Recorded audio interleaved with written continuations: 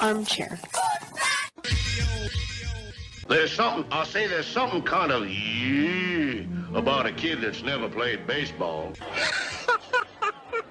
You can't drink like me, you can't smoke like me.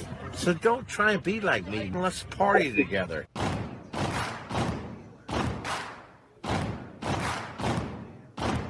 Baseball is a beautiful thing. It's more beautiful in an old park. It's asymmetrical and quirky. But even in a dome with artificial turf, it's beautiful. The way the field fans out, the choreography of the sport, the pace and rhythm of it, the fact that that pace and rhythm allows for conversation and reflection and opinion and comparison. In right field, the crowd is tormenting Strawberries, singing, Darryl, Darryl. Little roller up along first, behind the man. It gets through Buckner. Here comes Knight, and the Mets win. And there's a fly ball deep to left. It's on its way. There it goes. And the Yankees are going to the World Series. Aaron Boone. Ground ball stabbed by Polk. He has it. He underhands to first for the first time in 86 years. The Red Sox have won baseball world championship. Can you believe it? It's a pastime, something you do. It's entertainment, something you watch. And it's a shared experience, something you talk about and read about. But you can apply those same three criteria to other things. What makes baseball special is that it's the best game that's ever been devised. Smith corks one into right down the line. It may go. Go crazy, folks. Go crazy. Sure as God made green apples, someday the Chicago Cubs are going to be in the World Series. A little bouncer slowly toward Bryant. He will glove it in front of Rizzo. It's in time. And the Chicago Cubs win the World Series. Cubs win. What a lucky break. The good Lord wants the Cubs to win. How can you not be romantic about baseball? If baseball is about caring, about loyalty and rivalry, Braves fans are on their feet hoping for some kind of a bleeder or a seeing-eye single. Here's the 1-2 pitch. Fastball hit high and deep down the right field line. It's going back, back, back. Is it fair? Is it zip, boom, bam, it's gone. Ram-a-lam-a-ding-dong, a 3-run shot, and your Atlanta Braves have taken a 1-run lead. She's gone, baby! There's a very peaceful thing. It was created and played in pastures and meadows. There's grass, there's outdoors, there's everything that people thought was American and feel about America. You get in a ballpark. And it's the wonder of walking through that dark tunnel and seeing a huge open space where men play the little boy's game.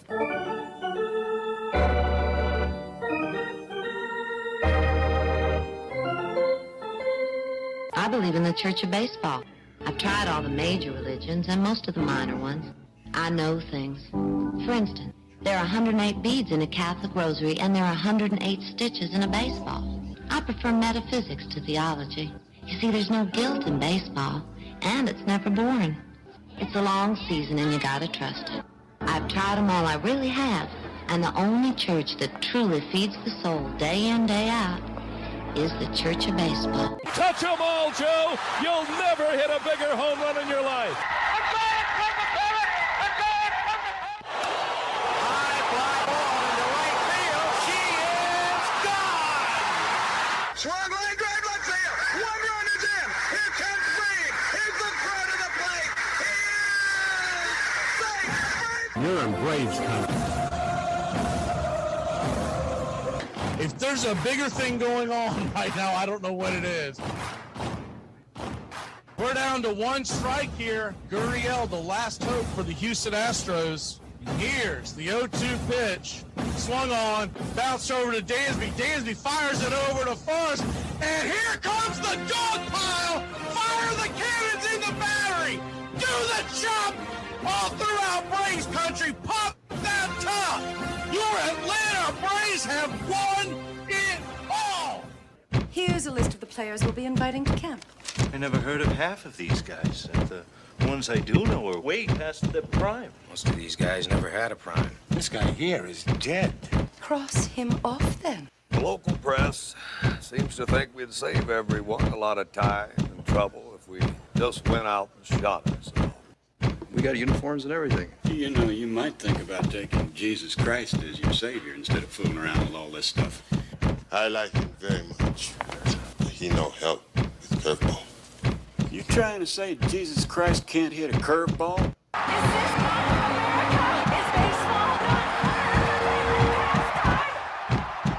But I'll tell you, these fans are great. Listen to them. Hey, way to go, Rick. Oliver Ohio loves you. Come on, baby. Come on, Ricky. Come on, Ricky.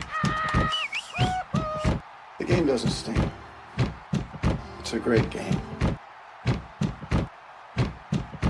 You know, one of the best things about being an ex-big leaguer is getting freebies to the game. Call the front office, bingo. And once these fans recognize me, I probably won't even have to pay for my light beer. Down it! I love them. Good seats, huh? You're in the wrong seat, buddy. Come on. Oh, I must be in the front row. Come on. Ladies and gentlemen, welcome. We direct your attention now to home plate. Please remain standing. We call your attention to our fans here today. They will be jointly directed. And now, another fixture. Our national anthem.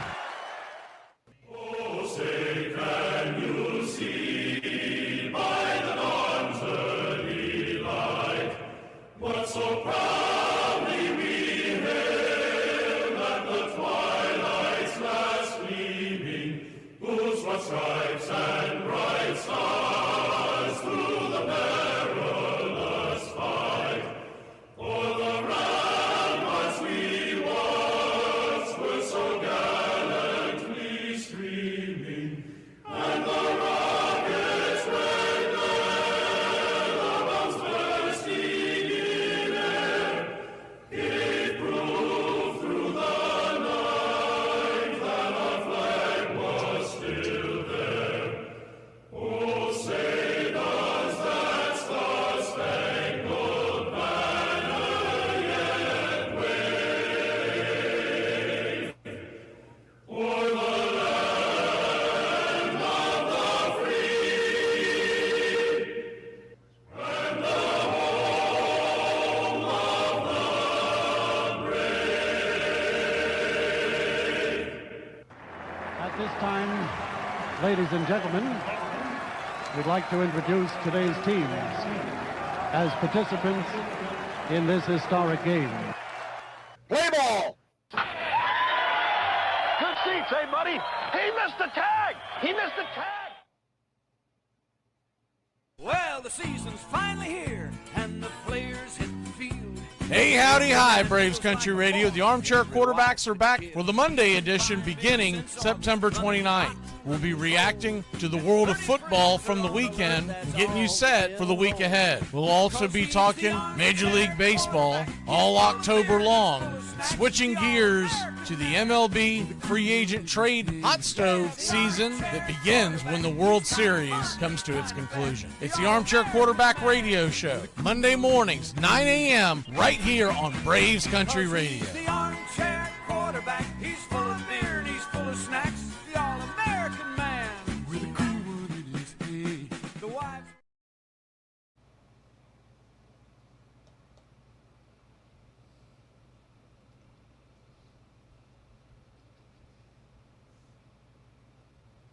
Armchair.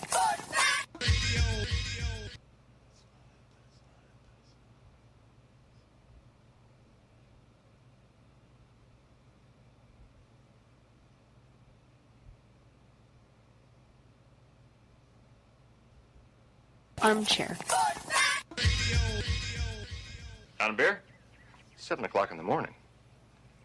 Scotch? Hey, howdy, hi, and how the hell are you? Welcome to October, boys and girls, here on Braves Country Radio. You're listening live as we march closer to crowning a champion for 2025. I'm Mac McGee. It's time to put it all aside and get ready for what should be a great day in Major League Baseball. We'll go over the lineups as the game goes on. Make sure to like and subscribe and become a member today. Jump in the chat. Tell us where you hail from, as roll call is on the way. Buckle up, boys and girls. It's time for pitch by pitch, play by play, the classic call of Major League Baseball. Get this bus moving. Stop. Come back. Too late. Roll call! Yeah, roll call!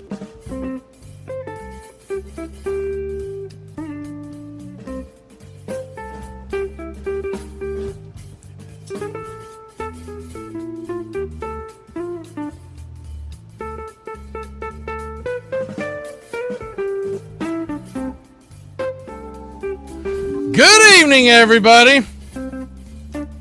We are just about set for pitch by pitch, play by play.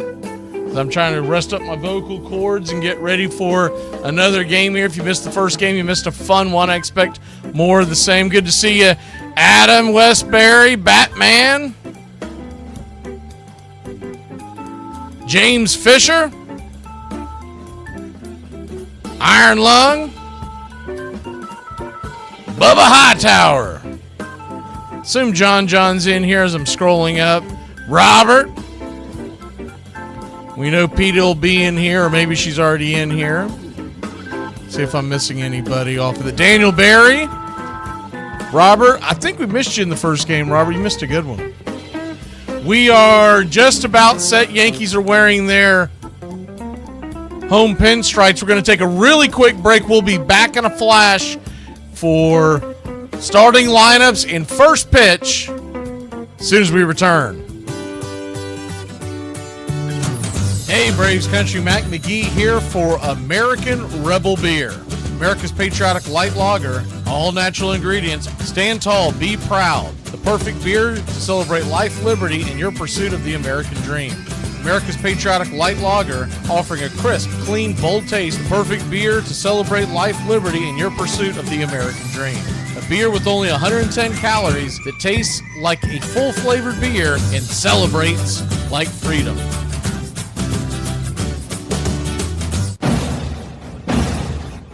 Hey, Braves Country, this is Mac McGee with Braves Country Radio. We are bringing you pitch by pitch, play-by-play of your Atlanta Braves all year long. Join the Country Club today. Help support Braves Country Radio. Join the Country Club today. It helps us bring you more of the game we all love. Braves Country Radio, your home for the classic call of Braves Country Baseball.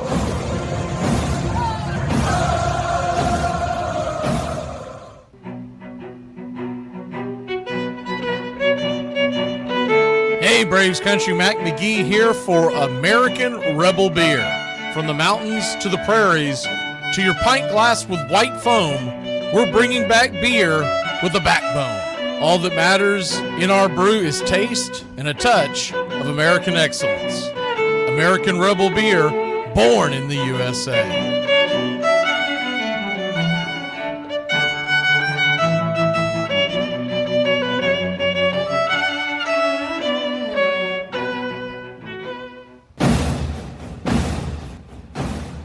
Ladies and gentlemen, we interrupt our program of dance music to bring you a special bulletin from the radio news. Sit quietly and we will control all that you see and hear. There is nothing wrong. You are about to participate in a great adventure. You are about to experience the awe and mystery. You unlock this door with the key of imagination.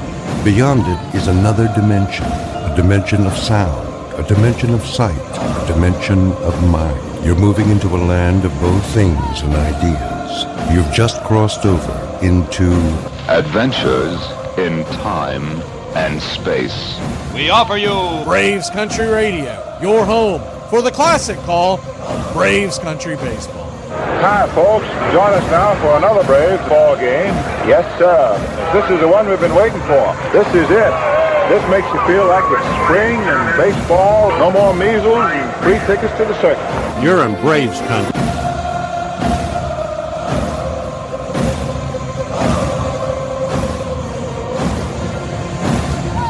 This is a reminder, disorderly conduct will not be tolerated. Please respect your fellow fan and refrain from any unruly behavior.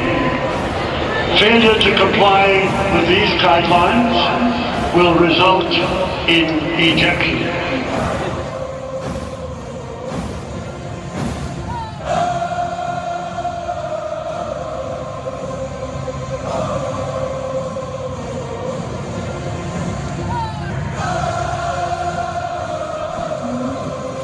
Good evening.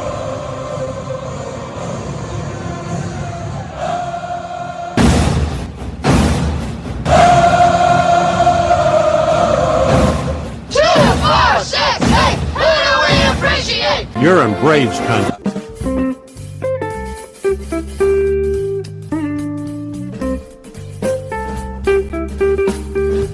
New York Yankees are coming in with their classic home white pinstripes, top and bottom, NY across the chest, in navy. Max Fried warming up the final pitches. Dark blue hats and the interlocking NY on the top of the hat. MLB postseason patch on the side. Boston Red Sox are in their road grays. Boston across the front in red. Gray shirts, gray pants.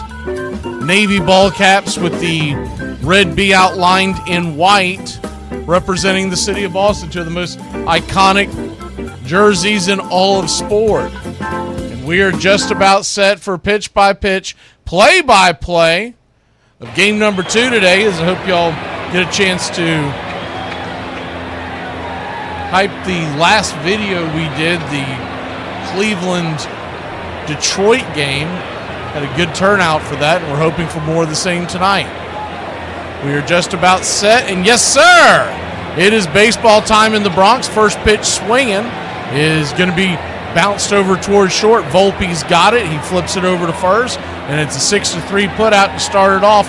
Ref Snyder, the designated hitter, down on just one pitch as we bring in. He swings so quickly we didn't get a chance to. There it comes.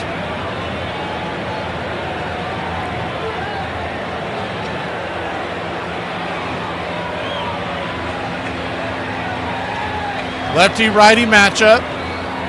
Pitch on the way is 95-mile-an-hour cutter right there up top for a strike to Trevor Story. It's 0-1. The 0-1. Kicks and fires in the dirt. Curveball 1-1. 1-1 count.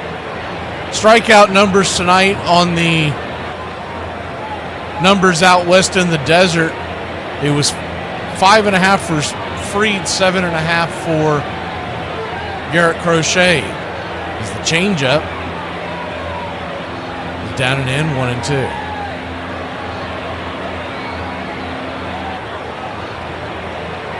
One-two count.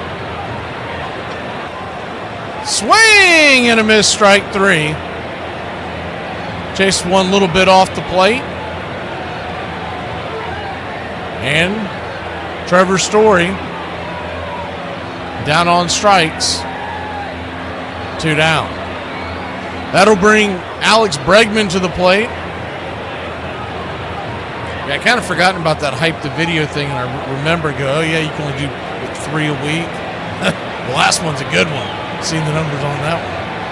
A lot of folks tuning in, appreciate that here in Braves country.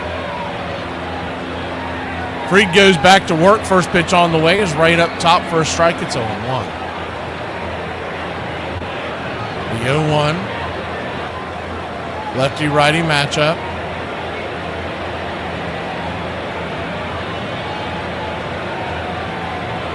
Kicks and fires. Teardrop in the dirt. 1-0.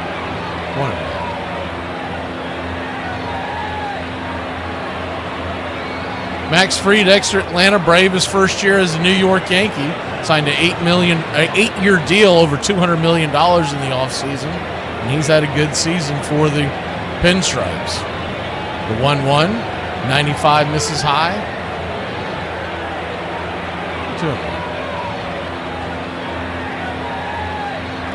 You'll see a cutter, a sinker, a curveball, a four-seamer, a sweeper, and a change, and a show-me slider. He's the true kitchen sink pitcher, always has been.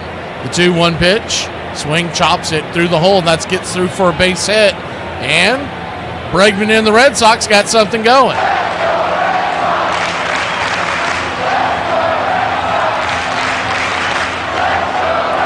1 on, 2 out.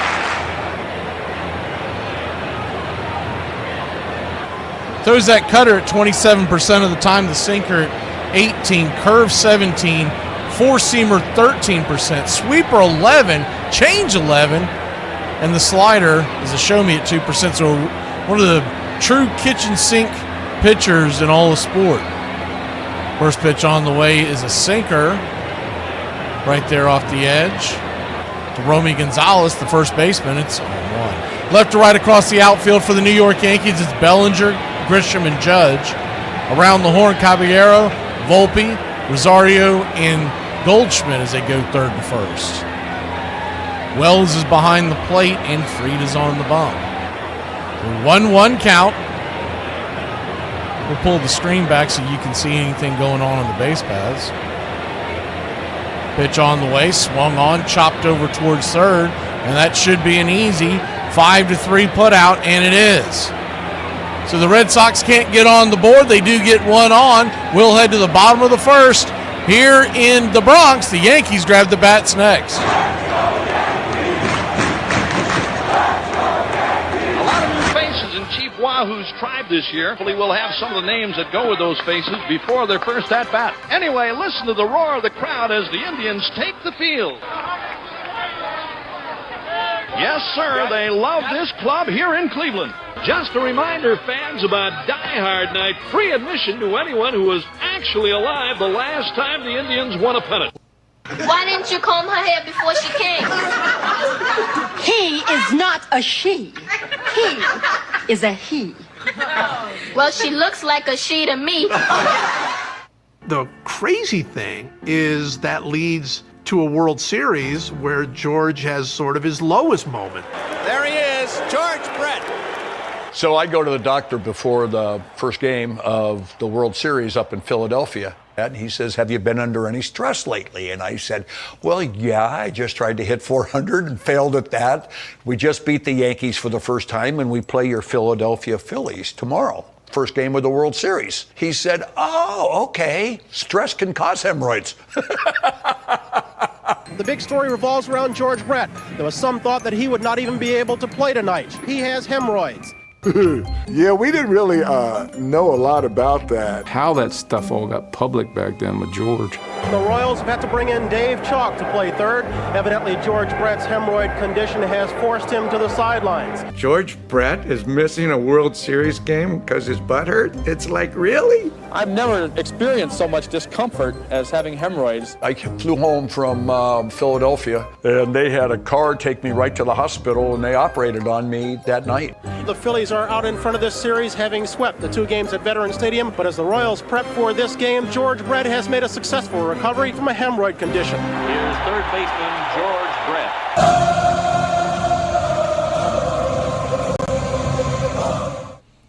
Welcome back. So today we did 1 o'clock. I mean, all the cards are always up on the page, so you can always check that in the mornings. But today we did 1 o'clock Cleveland, Detroit, and of course we're doing the Red Sox and Yankees tonight. Tomorrow we're definitely doing the Red Sox, Yankees. We're going to see kind of how my voice feels and go from there. As the first pitch on the way to Garrett Crochet is up top. Four-seam fastball. It's 0-1. I want to bring you game 2 of the Cleveland series. Is the 0-1, down and in, 1-1. I've already talked to some of the guys on the radio. They're ready to, but we're going to play by ear. Going to wait to see how my voice is, because we've already committed to bringing you the series you're seeing right now. Is the 1-1 pitch from Crochet, swing, rips it into left field. That's down for a base hit. Knocks the sweeper into left field, and Goldschmidt is on to lead off the game.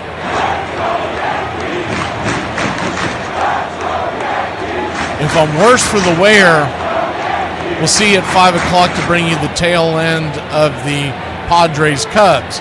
If I'm feeling all right, we're going to do game 1, and we're going to do another doubleheader. It really just depends on how I feel. So we're going to put a card up, and I hope to do it, but I really don't know how it's going to be, how my voice is going to be. First pitch on the way to Aaron Judge is swung on and smoked into left field, and that's through for a base hit. And the Judge, first and second, nobody out. Didn't even get a chance to tell you because he was first pitch swinging, but we've got the all rise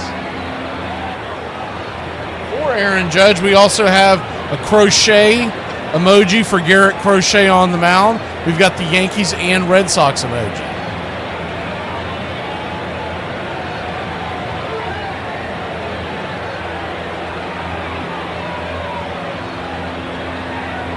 So 2 on and nobody out, and Garrett Crochet's got to buckle down here. Cody Bellinger, the batter, lefty-lefty matchup, 98 right there on the inner track. It's 0-1. Garrett Crochet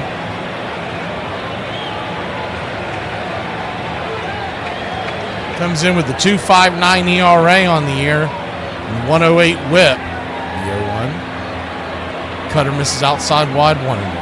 255 strikeouts in 205 innings. So he's bringing it. We'll go over his repertoire here in a second.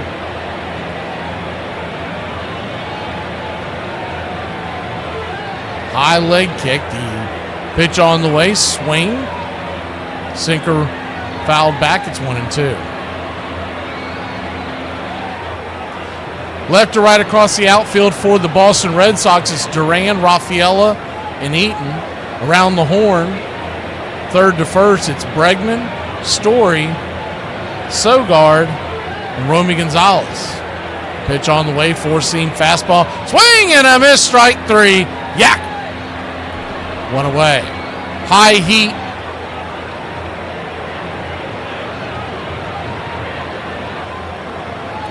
Good pitch. Crochet's got one of the highest leg kicks in baseball, and it just, he kind of lulls you to sleep with the high kick and then brings the hot sauce in on the hands. Giancarlo Stanton, who's been very good in the postseason over the years, four-seam fastball, swung on, foul back out of play. It's 0-1. The 0-1.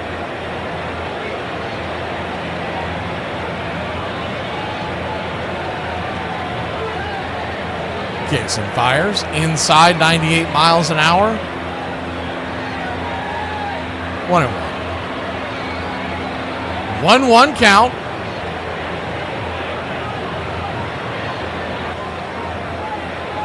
Crochet comes set, turns and burns, down and in. Cutter misses. 2-1. Around the horn, or excuse me, behind the plate is Narvaez. Crochet is on the mound. When you're looking at Crochet and what he's going to bring on his repertoire tonight is the 2-1 pitch. Swing and a miss, sweeper off the edge, keeping him off balance. Off that front foot, it's 2-2. He's got a four-seamer, and it's a good one. He throws it 36% of the time. And the cutter, they both come in looking like high heat. Just a little bit of movement on the cutter. The 2-2 swing, chops it on the ground. That's going to be a 6, 4, 3. Inning-ending, rally-killing double play. We'll head to the top of the second. Red Sox, it's their turn when we return.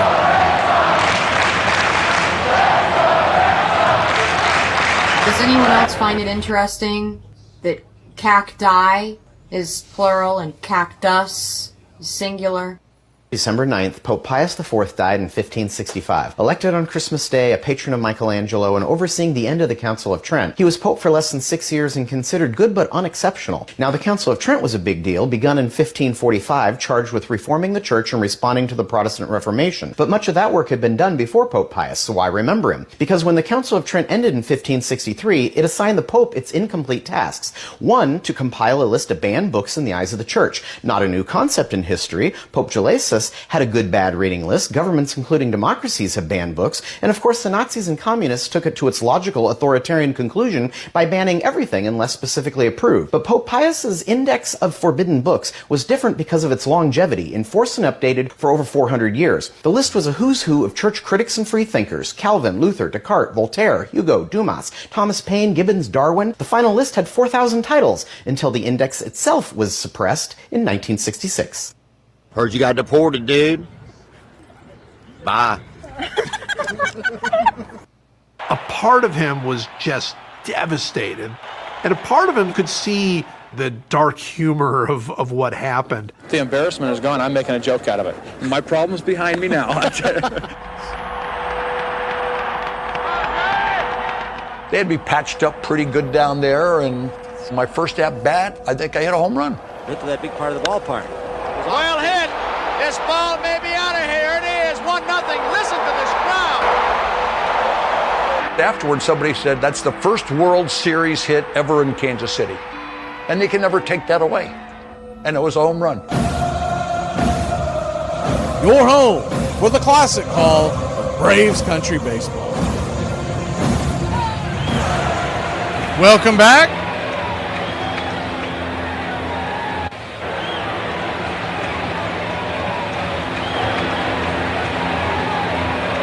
Nothing, your score. We're here in the Bronx. First pitch on the way from Max Fried is upstairs, sweeper for a strike. It's 0-1.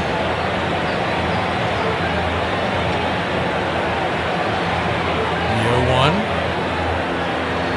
Kicks and fires. Curveball misses on the outer edge.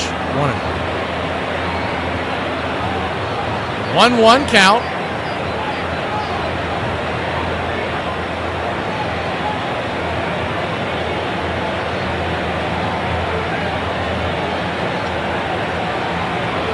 Swing and a miss. Curveball in the dirt.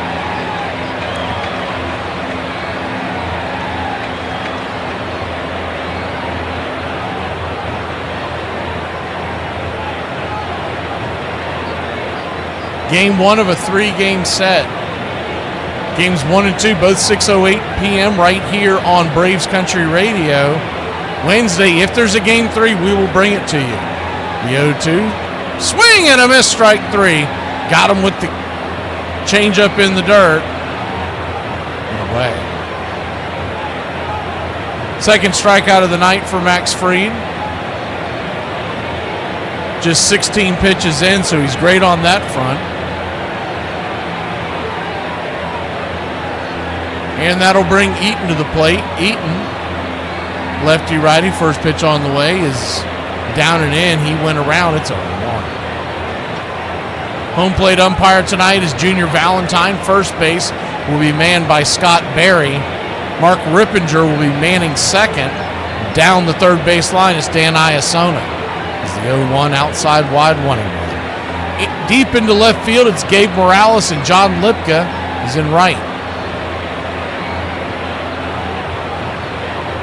All these games are set to go Tuesday, Wednesday, Thursday. If there's any kind of weather, they would play on Friday. The 1-1 swung on, chopped over to second. 4-3 put out. Eaton's busted it down the line, but he'll be out by about a step. Rosario to Goldschmidt. 2 down.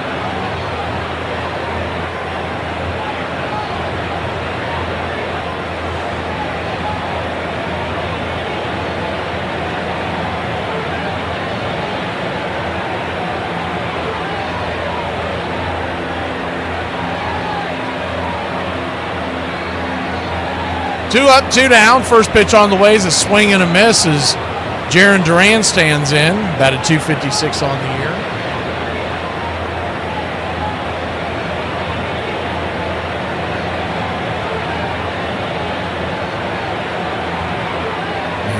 swing. Dribbles it up the middle. That should be an easy 6-3. Volpe to Goldie, and that is. We will head to the bottom of the second in a quick-moving game so far. Yankees turn when we return.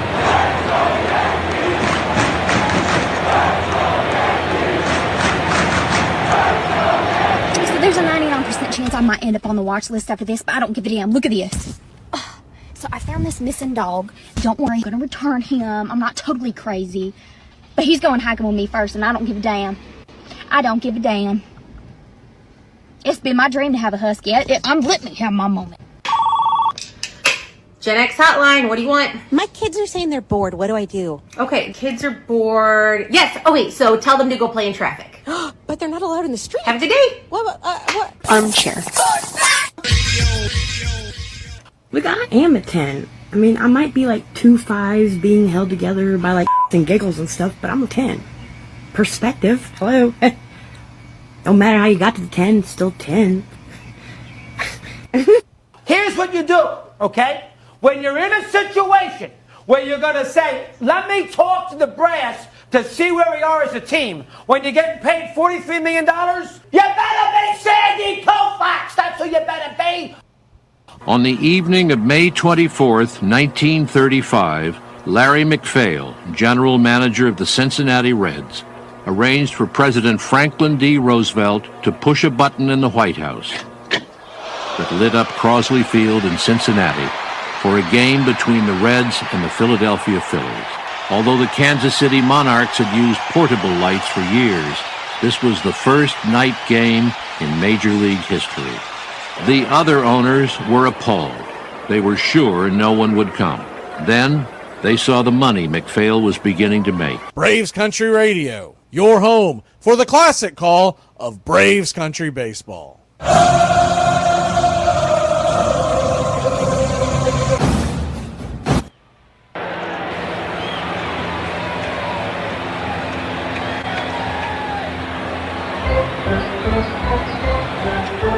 Bottom of 2 we go.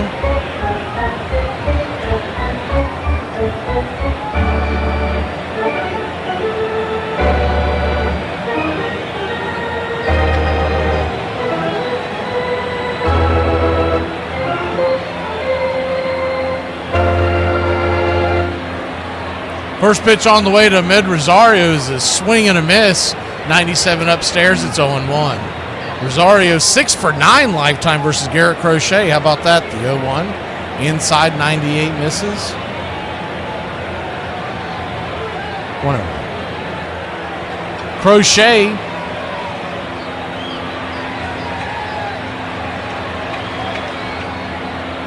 tosses a changeup up down below the knees. Swing and a miss. It's 1-2.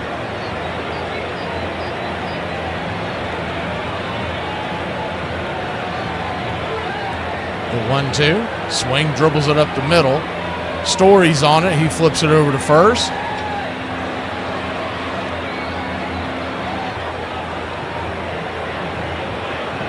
It's 6-3 put out. 1 away.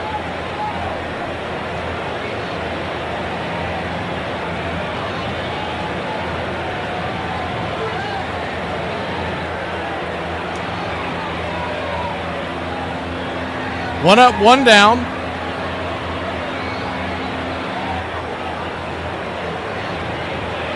First pitch is a 97-mile-an-hour fastball right there on the outer edge to Trent Grisham.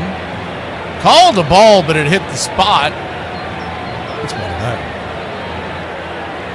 1-0. Grisham digs in. 98 right down the pipe. That one he got right. 1-1.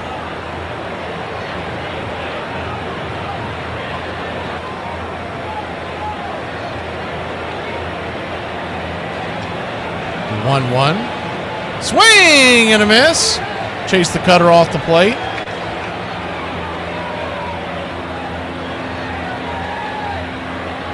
1-2.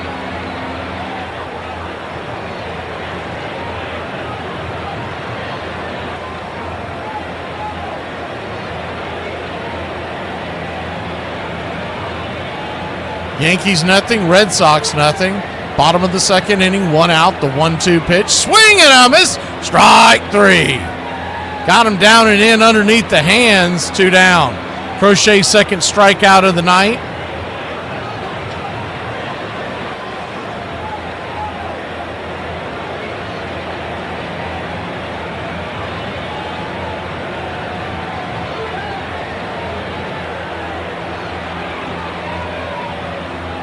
First pitch from Crochet is a 4-seam fastball.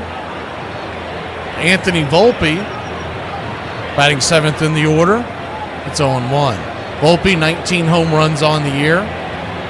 The 0-1, kicks and fires, 97, down and in, 4-seamer, 1-1 count. Game 1 of a 3-game set. Pitch on the way, swing, fouls it back. We'll do it again.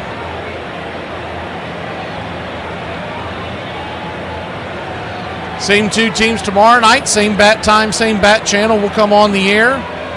About 5:45, set to bring you game number 2 of this series. The 1-2 pitch, swing, pops it up, high down the right field line, bending well out of play into the second deck.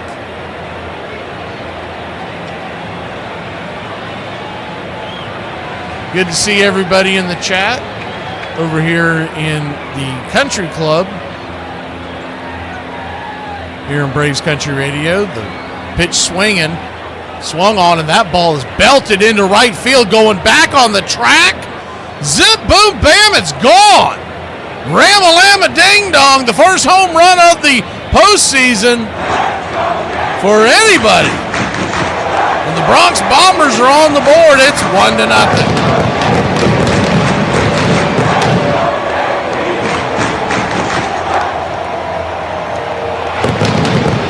Shoot that over the right field wall. It got out in a hurry. 382 feet over the right field wall, and it's 1-0 New York.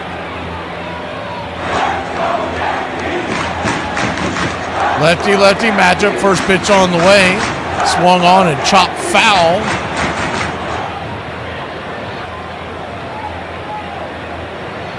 For the hind catcher, Wells, lefty-lefty. It's 0-1. Good to see you as was. We got John, Gary, Justin, Richard, PETA, Iron Lung. Who else do we have here in the YouTube on Braves Country Radio? You're listening on external radio. You can jump on in and join us. Chat away. We got the 3D kicking as well as the pitch on the way is inside, 1-1. A lot of y'all joined us for game number 1 today. Tigers in Cleveland. The pitch on the way, swung on, popped up. Can of corn over by first. And F3 in your scorecard, that'll end the inning. But not before the Yankees put one on the board. We'll be back in a flash, see if the Red Sox can answer here in the Bronx. Honestly, now that TikTok's gone, bro, I think I want to better my life. Like, I want to start going to the gym. I want to start reading books. I want to start exploring outside, touching grass, playing sports. Like, I really want to make a better version of myself, you know? It's back up again. Oh, well, I tried. Holy cow, a price! Oh, that's just gorgeous there. To buy a matching pantyhose? You're really sick. This is a bag to carry things in. What's wrong with that? If you don't know, buddy, I'll spell it out. You F-A-G fruit. There you go again. Just because something looks a little bit different to you, you have to put a label on it, right? Well, if the place fits. He had a good World Series. He did. One of the big things I remember with George about the World Series was Dickie Knowles knocking him down.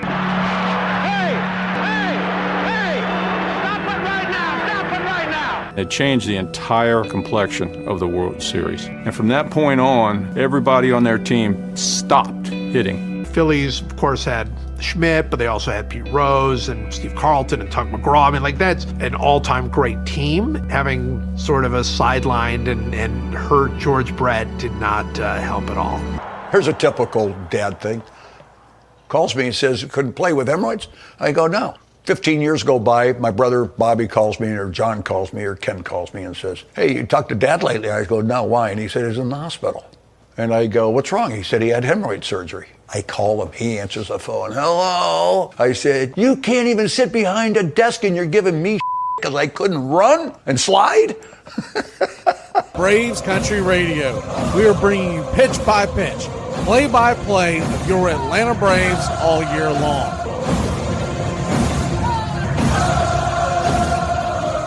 Welcome back. 1-0 your score. New York leads Boston.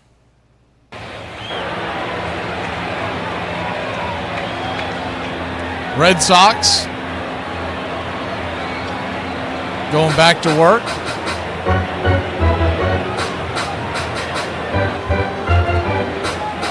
Max Fried fires the first pitch of the inning up there. 95-mile-an-hour fastball. High and out of the zone. It's 1-0. Lefty-righty matchup. Rafaela at the plate. Phenomenal defensive center fielder for the Red Sox. The 1-0. Swing and a miss. Cutter. 1-1. Good to see Iron Lung.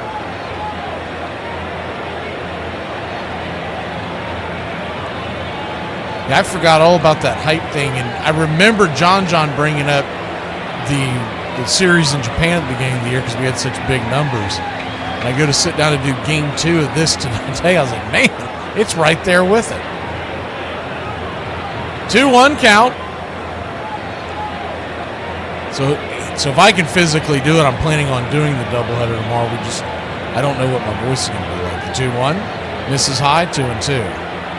It's one thing to do doubleheader. It's another thing to do it solo.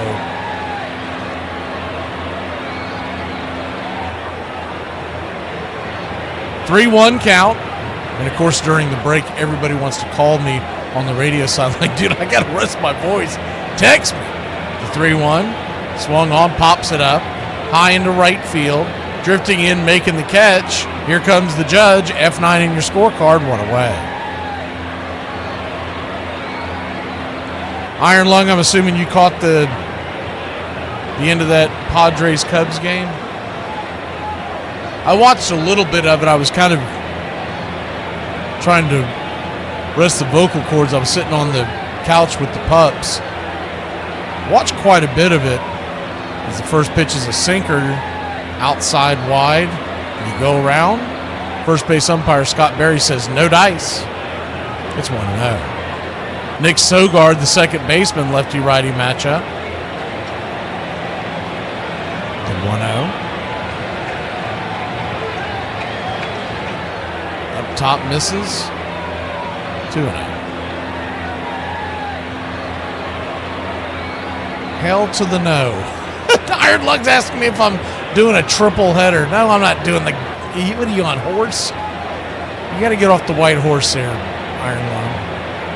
The 2-0 count right there at the knees, 2-1. We will be doing West Coast games as the series move on, but it makes it difficult to cover games tomorrow if you end up doing a doubleheader on the late night in the first game. The 2-1 count, swing, lifts it down the line, foul. I'll be covering the couch is what I'll be covering.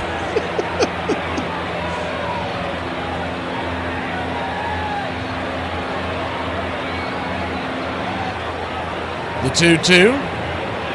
Max Fried, 30 pitches in, so he's still pretty good on that front.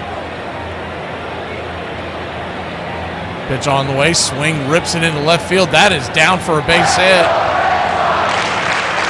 Long term, but Sogard will slam on the brakes.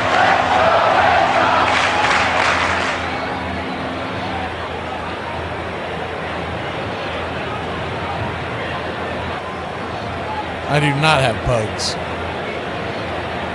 Richard. Pups. I said pups. I just realized why you said that. Puppies is what it was when I mean. They're not really puppies at this stage, but I still refer to them as puppies. First pitch on the way is a sweeper up top to the number 9. No, excuse me, the leadoff hitter, Ref Snyder. Excuse me. It's 1-0. 1-0. Changeup misses high. Ball 2-2-0.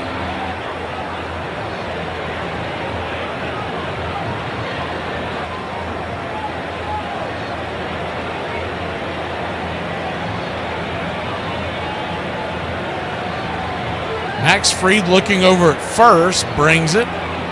Swing, pops it up. High into center field, but it doesn't look like it's going to be quite deep enough.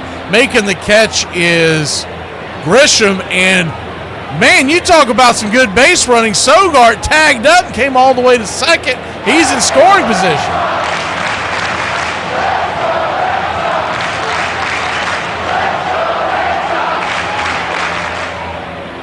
Wow.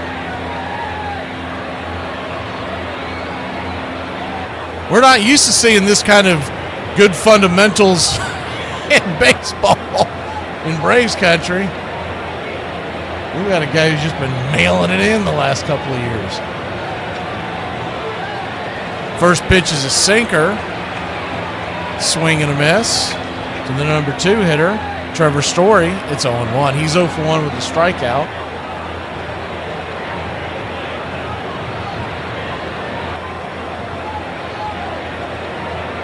The 0-1. Kicks and fires. Swing and a miss. Good curveball. He's gone sinker curveball to start the at-bat. Still at only 36 pitches, so very economical. Story looking to try to punch one into the outfield to bring the run home. Yankees 1, Boston nothing. Steps out of the box for a second. Man, I say a second, but Trevor Story almost started drawing retirement. He was sitting out there so long. The 0-2 count. Swing and a miss, strike 3. Chased a curveball well off the plate, and that'll end the inning. Boston threatened but can't get anything done. We'll be back in a flash. Caballero in the top of the order, due up for the pinstripes. Tell me one thing that you trust more than President. Gas station sushi, Somalian cruise line, prostate exam from Captain Hook, Helen Keller flying a plane, a mechanic who tells me my blinker fluid is low, breast milk from Bruce Jenner, a mixed drink from Bill Cosby, a blood transfusion from Charlie Sheen, carpooling with John F. Kennedy, going to the theater with Abe Lincoln, a girl who says, I'm fine, and a rattlesnake with a pet me sign.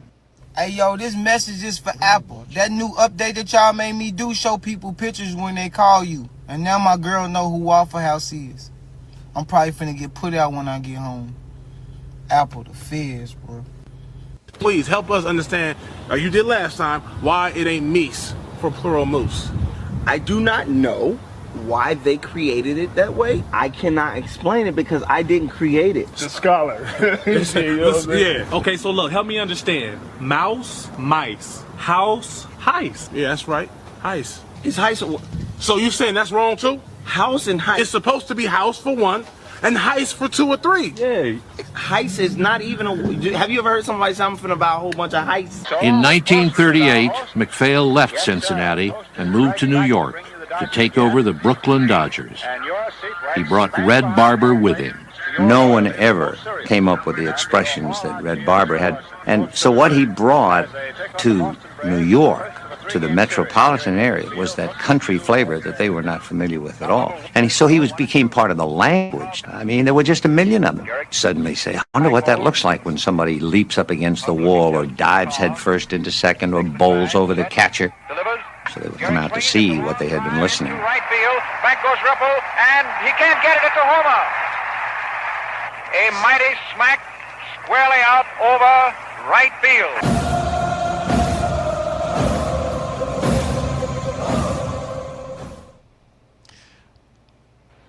Welcome back.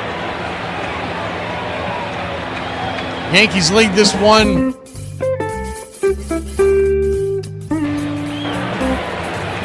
1-0. Garrett Crochet goes back to work.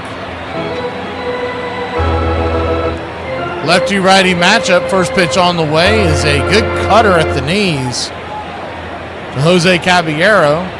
It's 0-1. 5 home runs on the year. 36 RBI for Jose. The 0-1 swing and a miss. Sweeper. 0-2.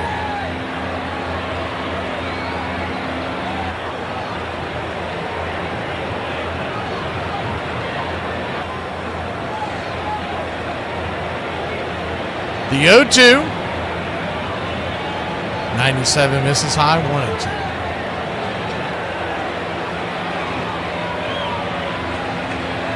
Good looking crowd here in Yankee Stadium. It's the 1-2 pitch. Misses high, 97 miles an hour. That'll even up the count.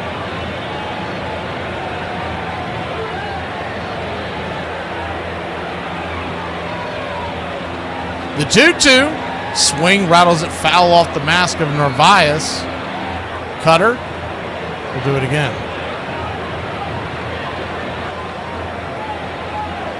Temperatures at first pitch are about 75 degrees with the wind blowing in. About 7 to 10 miles an hour in from left center into right field. The 2-2. Swing. Another one. Just behind the sweeper. Pops it off the mask of Narvaez. Looked almost like an exact replay. Tomorrow, the temperature is expected to drop a little bit, 65 degrees at first pitch. That's across the board in these series. It'll be 68 degrees at first pitch in Cleveland. The 2-2, four-seam fastball, misses high and out of the zone. Full count.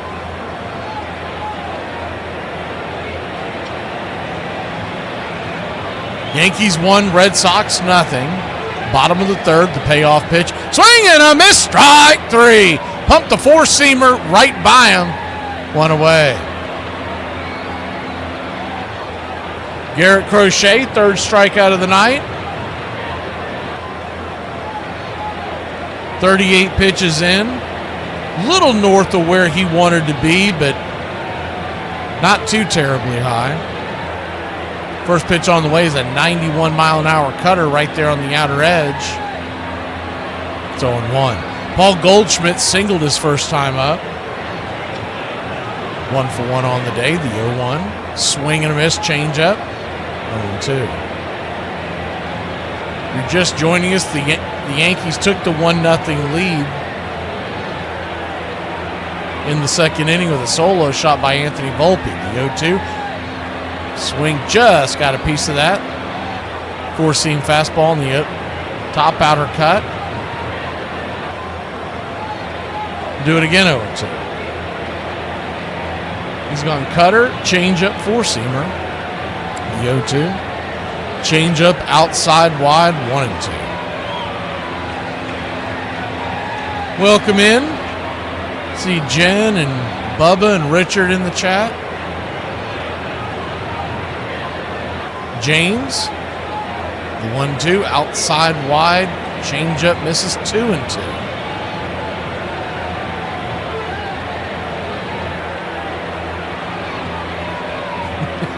Exactly as was. It says a breath of fresh air watching real baseball. The 2-2 count misses high, 3-2.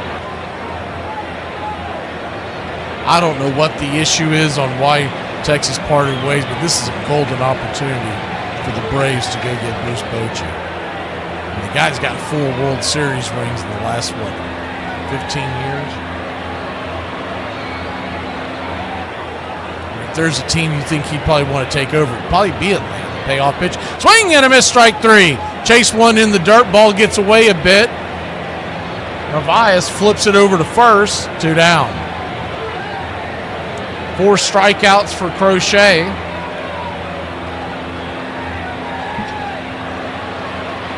And all rise. Aaron Judge coming to the plate. Yeah, we don't want any Bob Melvin. We don't need a real Melvin. First pitch on the way is a 97-mile-an-hour fastball up top. It's 0-1. Well, he wasn't fired. They decided to part ways. So basically, something happened internally as the 0-1 misses inside, 1-1. And both of them are keeping it kind of being professional about it, saying it's a mutual parting. But he was up for a extension, and it didn't get done. It's the 1-1. Good sweeper, drops below the knees. Good take by Aaron Judge. Ball 2 to him. So I doubt it was money. It had to be something internally where Bochy didn't like something and vice versa. The 2-1 changeup misses. Ball 3-1. Cody Bellinger stands on deck. Not really someone you want to pitch around two, but at the same token, I don't think Crochet just wants to lay one in there to Judge. The 3-1 pitch. Swing, lifts it. High, fairly deep, but not deep enough. Calling everybody off is Duran. He'll make the catch in left, and that'll end the inning. Red Sox grab the sticks. 1-0 your score. We're going to the fourth here in New York City.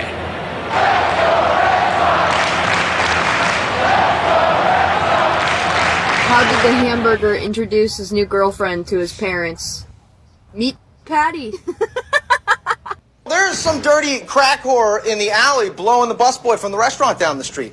This is exactly why we need that dog. You look bad. Really, really bad. What? Yeah, is that your shirt or my shirt? You look fat as shit. Okay, I'm getting very concerned with the integrity of our organization here. You have gained, 50 pounds of fat. Mass. Fat. Muscle. Let's be clear, fat. We're becoming the gross crew. The gross crew? The gross crew, and I don't like that. I don't want that, all right? that. So if we're gonna have this woman hanging around, then we gotta clean her up or something. I tell you what if we took a pretty woman and threw it Roxy's way? Hey. A pretty woman? Uh-huh. That was a bullshit movie. People don't change like that. People change. Look at me. I went from a tiny twink to the muscle-bound freak you see before you. If you're gonna chime in, please don't do it with a mouthful of burrito. This is a chimichanga. You are becoming a chimichanga! After his dream season in 1980, George Brett had high hopes for a huge follow-up the following year. But with the 1981 campaign interrupted by a mid-season strike, his production would end up dropping off. We did a Sports Illustrated cover leading into the season, and then we had the strike in 1981, and then they redid that exact same cover, except on the second one it said, "Here we go again." All of a sudden they give you 50 days off in the middle of the season. I didn't want to come back, and my performance showed. Brett would hit just 6 home runs, but still manage a .314 batting average. Still, an injury late in the season, by now a familiar twist in the story, would leave his frustration boiling over with the press. I'm pissed. I might have a broken frickin' ankle. The last thing in the world you want is some frickin' guy taking your picture going to the hospital. And he kept taking them, so I swung my crutch at him and knocked the camera out of his hand. Please like and subscribe today. YouTube.com/@BravesCountry. Welcome back. We're here in the Bronx. It's 1-0 New York.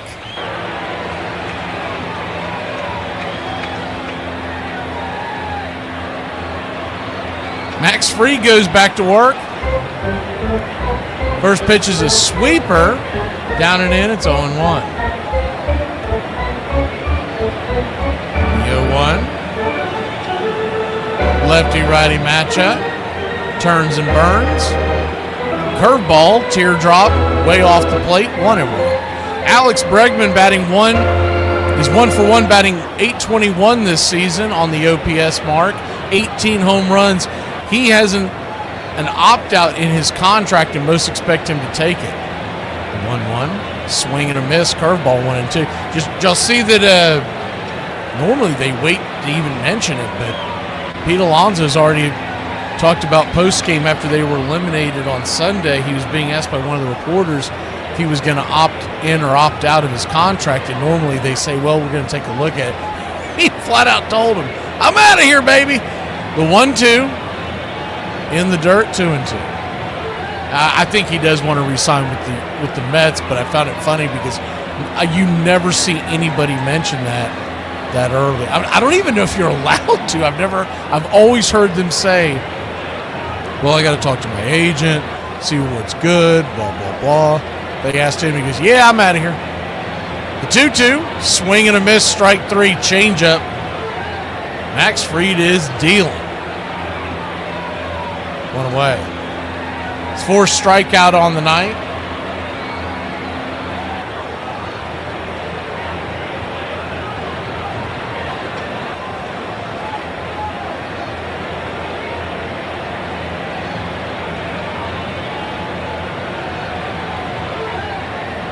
First pitch on the way is a 4-seam fastball right there at the knees.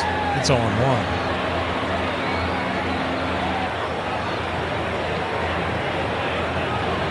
The 1-0.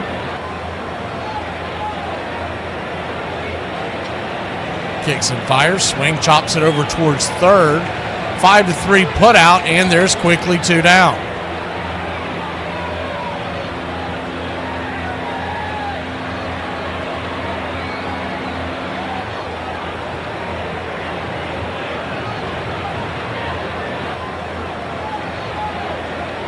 So 2 up, 2 down here to start the 4th inning.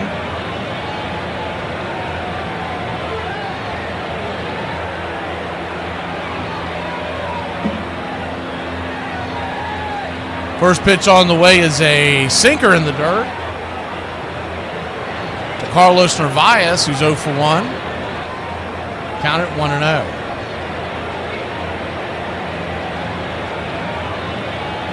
The 1-0. Way, just a bit outside.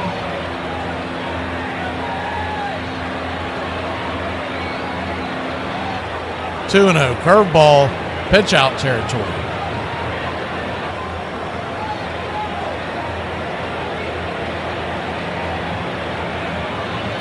The 2-0 count, 97 up top, 4-seam fastball, 2-1.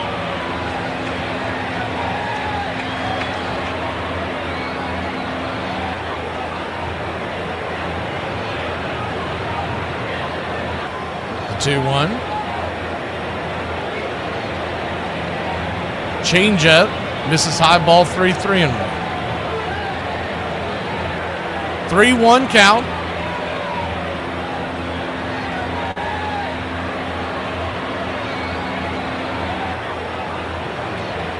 Fried comes set, brings it, inside 93, cutter just grabs the inner part of the zone, full count. Yankee fans come to their feet, trying to root Max Fried on.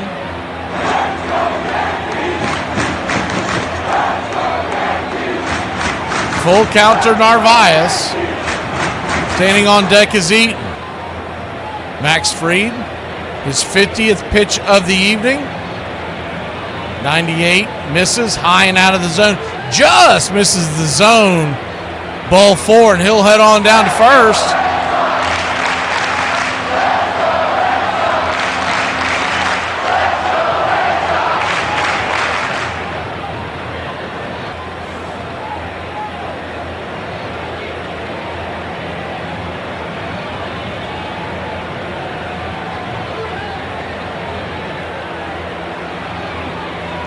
First pitch on the way is a curveball at the knees.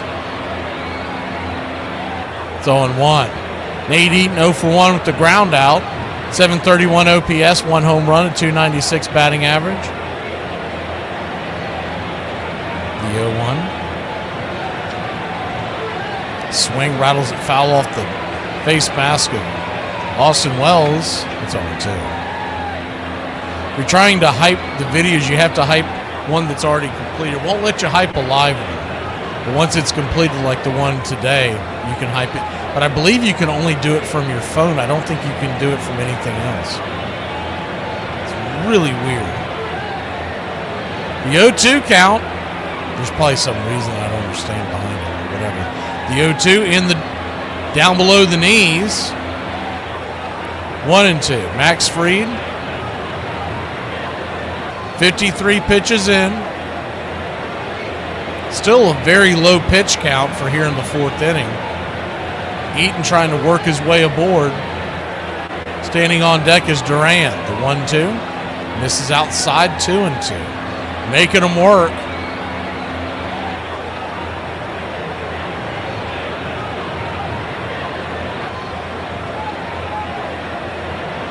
I don't know if you're on your phone or not, Justin. That might have something to do with it. If not, then if you're on your phone, you can do it after it's complete. I don't know what the end time is either. I don't know how long it takes for the video has to end before they can hype it. I do know there's something to do with that. I don't even know if it helps, to be honest with you, but they say it does. The 2-2. Swing, slices it towards right field. That's going to get down for a base hit. It's going to roll all the way to the wall in right field foul territory. Aaron Judge scoops it up, but it is a 2-out double. The exit velocity off of that was 60 miles an hour, but it'll look like a rocket in the box score tomorrow morning. Good job of Eaton just fighting that off, and the go-ahead run is standing at second base. So how about that? Max Fried, 55 pitches in. Lefty-lefty matchup. Duran, the batter. First pitch, 97, misses high. It's 1-0. There's a leaderboard with odd videos. I don't even know what that means, John, but I'll take your word for it. Infield is back and to the right. The third baseman's playing even with the bag, about in the middle of third and second. Almost shortstop position, but in on the grass. The 1-0's in the dirt, misses 2-0. 2-0 count. We're going to have a quick mound visit out there, quick powwow.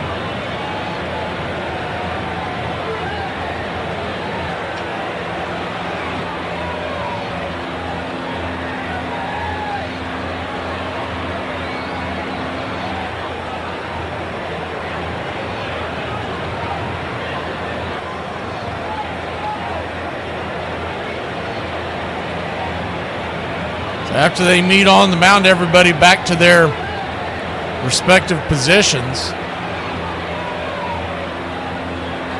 Yankees lead it 1-0. A 2-0 count. Huge hole on the left side, the 2-0. Misses high, ball 3-0. Rafaela stands on deck, and that might have been the conversation. Do you want to go ahead and pitch around him, or do you want to go after him? Duran, it is a lefty-lefty matchup, but at the same token,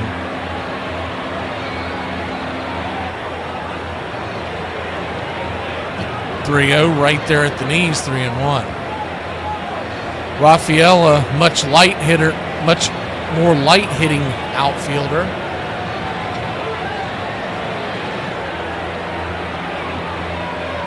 Three 3-1 count.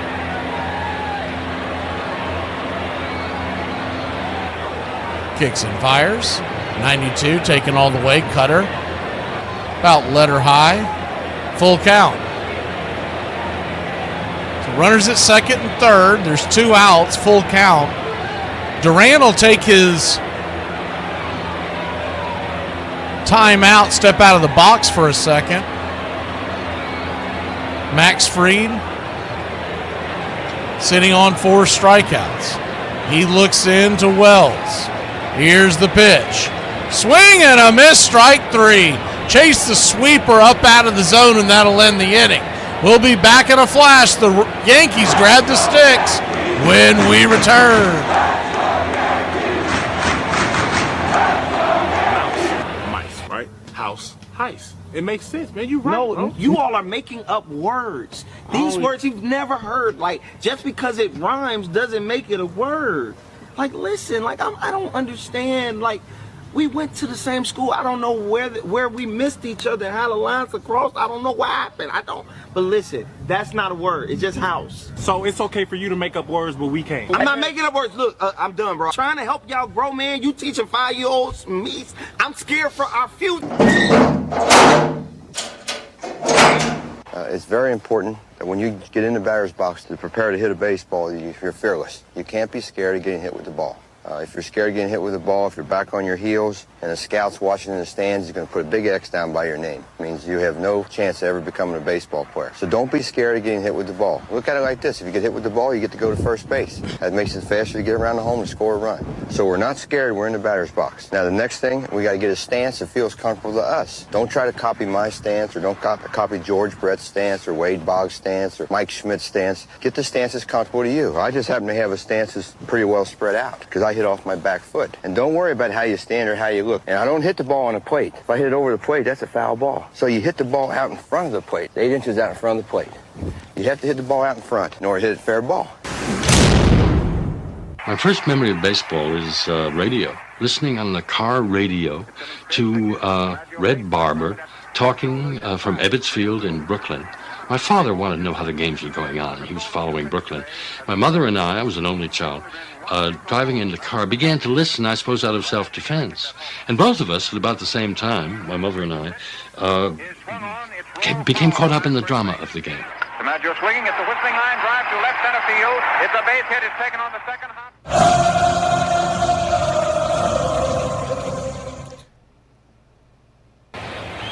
Welcome back. Yankees and Red Sox, just a 1-0 score. Good pitching duel so far. The difference in the game was a solo shot by Anthony Volpe over the right field wall, over that short porch out there. First pitch swinging by the Yankees to start the bottom of the 4th inning.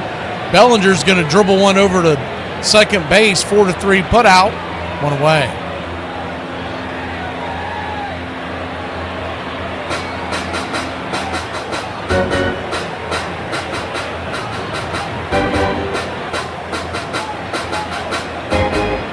Giancarlo Stanton stands in. First pitch on the way is a cutter inside. Misses for a ball. It's 1-0. Stanton, 944 OPS, 24 home runs. A 1-0. Swing, chops it foul. Another one. He was a one-man wrecking crew last October. He's always hitting well in the postseason. The 1-1, 98 miles an hour. 2-1. He stands so far back off the plate now.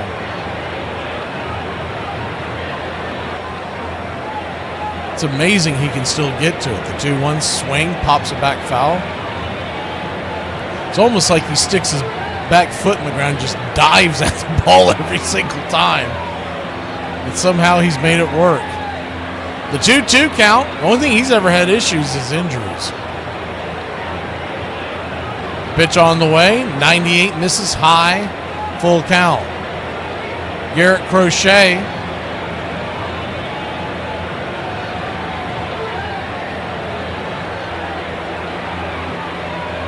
Pitch number 56. Swing and a miss. Strike 3. Got him on the inner cut. Swing and a miss, 2 away. That's his 5th strikeout of the night.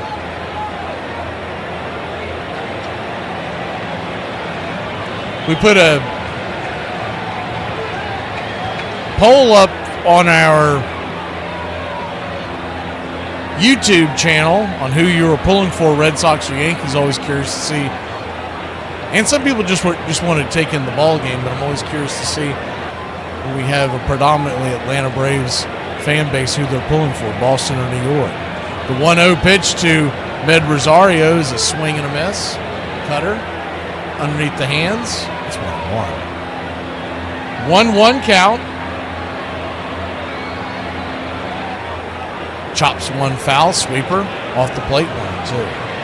He's gone sweeper, cutter, sweeper. Rosario steps out of the box for the second.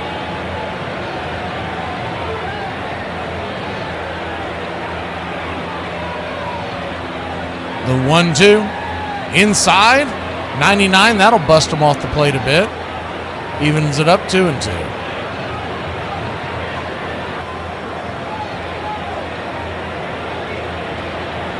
Yeah, it's weird, Peter, that you have to scroll across to find it, isn't it? The 2-2. Fouls it away. I mean, it's almost like they're trying to hide it. It's like, why make a big deal about this? Because it's supposed to be for smaller channels. You can't do it for like a huge channel. You can't hype that. It has to be, I forget what the cutoff is, but we're definitely considered one of the smaller channels. Is the 2-2 chops it foul? It's pretty hefty following you have to have to be. I think it's around like $500,000, something like that. The 2-2 count. Swing, chops it up the middle. Story's got it, and that'll be the end of the story. Yankees go down 1-2-3. We'll be back in a flash.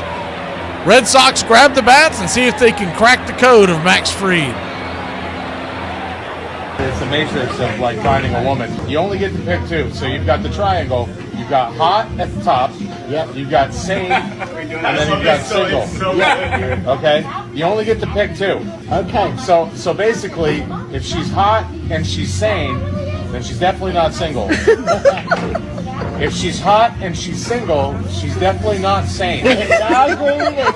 This is the best matrix I've ever seen. And if she's sane and she's single, well, she's definitely not hot. I'll get to the bottom of this. Yeah. All right. Well, what was the name on the order? Spider-Man. That's very clever. Yeah. Ask him how it's possible for him to talk to you through a cut phone wire. How is it possible for you to talk to me through a cut phone? Holy, Dennis is Spider-Man. No one is Spider-Man. Dad? Yep. It's my birthday. Happy birthday. You got anything to say? What? Yeah, I said it already. It's happy birthday. What do you want? Well, okay. Am I getting any gifts? I don't know. That's Mom's department, not mine. Do I at least get the day off? Nobody gets a day off on their birthday. You gotta work. You get the day off on your My birthday. birthday's on Christmas. Everybody gets the day off. Including you.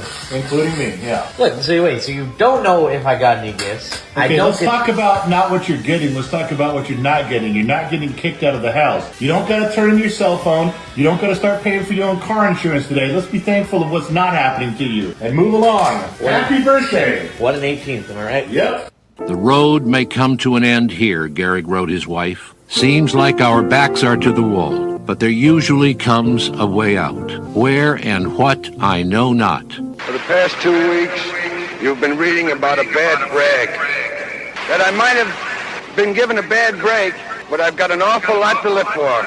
You're listening to Braves Country Radio with Mac McGee, the classic call of Braves Country baseball. Welcome back into the Bronx as the Red Sox trail the Yankees 1-0. If you're listening elsewhere, external radio or on Facebook or some of our other outlets, you can jump into Braves Country Radio on YouTube. That's youtube.com/@Braves Country. First pitch on the way is a teardrop curveball on the outer edge to start the inning. Max Fried, 62nd pitch of the night. He's facing Rafaela, the number 8 hitter. It's 0-1. The 0-1 swing and a miss. Rafaela came out of his shoes on that curveball. He did not get cheated. It's 0-2. 0-2 count.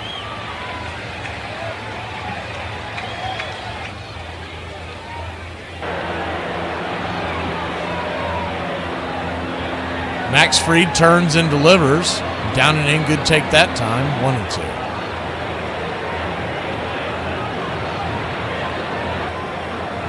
One-two count. Max Fried once again. He's about to throw his 65th pitch of the night.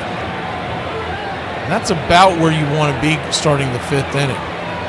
Red Sox would like to get that number up a little higher. The 1-2 swing, slaps it over towards second, right into the teeth of the defense.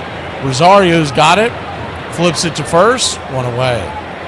We're playing that shift. He was trying to shoot it in between first and second, but just didn't stay back on it just enough. I mean, this is as marquee as it gets starting pitching tonight. This matchup, Crochet versus Freed. Yet another good one tonight if you're up late checking that one out. Hunter Green is going up against Blake Snell. First pitch on the way is a sweeper, high and out of the zone to Sogard. It's 1-0. Sogard, 1-for-1. Singled his last time up, his first time up. 1-0. Drops a curveball in there for a strike.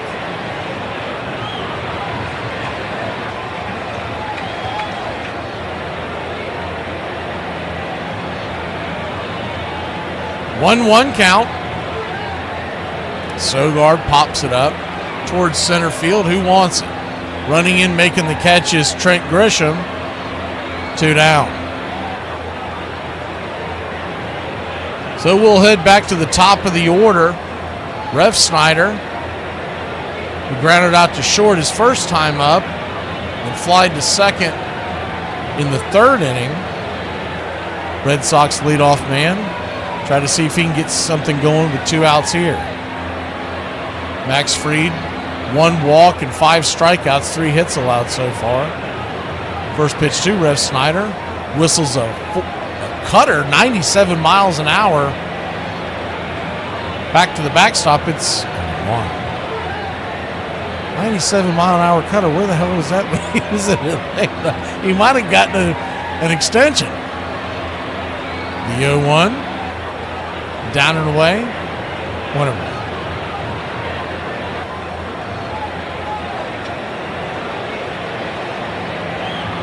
See, this is what gets me with them dragging their heels about whether Brian Snitker's coming back or not is the 1-1 pitch, down and away, 2-1. Teams like the Angels have said that they are, the Angels and the Rangers, etc., they're all saying that they're starting their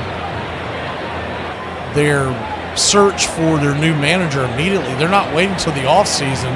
So if you got to wait around, be left, it's almost like a game of musical chairs. We're going to get stuck with Bob Melvin. That's what's going to happen. The 2-1 pitch. Swing, pops it back foul. I do think it's time for him to move on, and I'd like to see, if it's not going to be someone like a Bruce Bochy with several championships, let's get some young blood in there. Yankee fans come to their feet. A 2-2 count.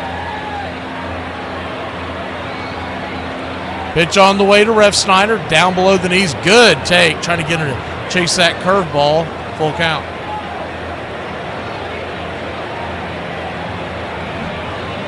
Same 2 teams tomorrow night will be here. Pitch-by-pitch, play-by-play. 6:08 first pitch. Same bat time, same bat channel. The payoff pitch from Max Fried. Just outside, ball 4. So he'll head on down to first.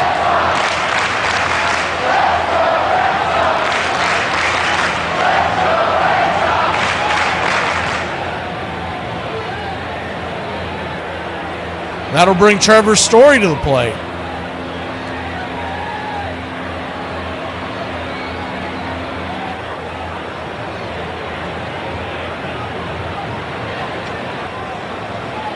First pitch to Story is swung on and popped back foul. Out of play behind home plate. It's 0-1.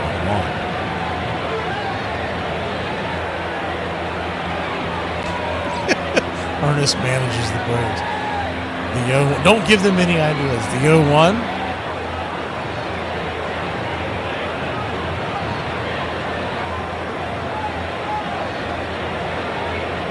Slow leg kick, swing and a miss, curveball. 77. It's 0-2. Remember that one time Ted Turner managed the Braves for a day and then they told him you can't do that. It's illegal. So he had to give up the reins.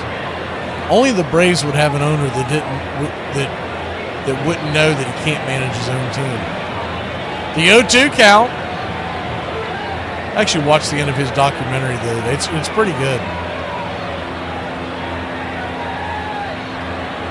Fried's going to flip it over first. He's got a really good move to first. That's not it. but he's got a very good move to first, had it for years. So he could be setting up Ref Snyder, and I'm sure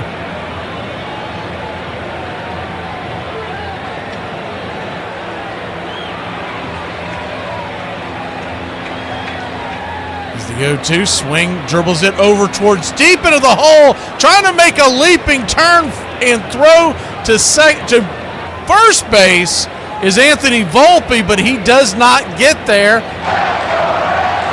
He has to eat it, and it's an infield single for the Red Sox. He was trying to do one of those old-fashioned Derek Jeter throws where he would turn and pirouette and fire it to first. No such luck. Ernest goes to the battery. Ernest gets batteries thrown at him is what's going to happen. 2 on, 2 out. Alex Bregman. Once again, we talked about this at the top of the game, but he's most likely going to opt out. I think Boston's got to bring him back. First pitch on the way. Check swing, rifles it foul down the first base side. It's a 1.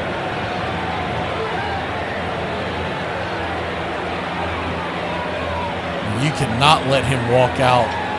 You essentially made that decision when you traded away Rafael Devers that he was going to be the guy you were going to back the truck up to. The 0-1. Swing chops it over to third. It's going to be tough to handle. Here's the throw. 5-3 put out. Caballero to Goldschmidt. We'll be back in a flash. Red Sox and Yankees 1-0. Yankees grab the bats when we return. Here are 5 Little Debbie snacks they no longer make that they need to bring back. Debbie, I hope you're watching this. Number 5 is orange cream cakes. This was like summertime in a box. Taking a bite of one of these was just like eating an orange creamsicle, except it didn't melt all over you and make you look like Garfield. Number 4 is the Little Debbie crackers. I don't think Debbie had anything to do with this one. I think Oreo knew that when she did this, and she did it really well, she was coming for them next. I'm on to you, Nabisco. Number 3 is the Boston cream rolls. These were delicious, but they suffered some branding issues. See, this is the South, Little Debbie's a Southern thing, and nobody wants Boston anything. So just change the name, Debbie. Bring them back and make them the Biloxi cream rolls. Oh no, that's a bad idea. Number 2 are the PBJ oatmeal pies. I don't have to explain this to you. Look at this. I don't know why this went away, but it needs to come back because I feel like we are so close to Little Debbie making a fried bologna cookie. Just trust me, it will be delicious. Number 1 hurts because the wound is still fresh. Banana Twins, I don't know where they went. I don't even want to ask because nothing makes sense anymore. I just know that one day I know they'll be reunited because all of the world's greatest foods are at the banquet table in heaven. And I know right by Jesus is probably a box of Banana Twins. Armchair. In 1907, Albert Goodwill Spaulding insisted that Abner Doubleday had invented baseball at Cooperstown, New York in 1839. It wasn't true. But on June 12, 1939, the game's dubious centennial, the National Baseball Hall of Fame officially opened its doors in Cooperstown. 12 great figures from the game's past, selected by the Baseball Writers of America, were to be inducted, including Christy Mathewson, who had died in 1925, and Ty Cobb, who refused to appear in the official photograph, just to spite his ancient enemy, Kennesaw Mountain Landis. Babe Ruth waited to make a grand entrance, sweeping in to huge applause just as the band began to play Take Me Out to the Ball Game. He had forgotten his time.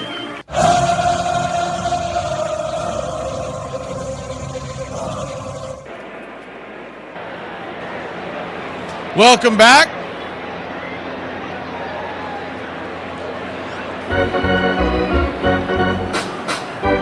Thank you, Peter.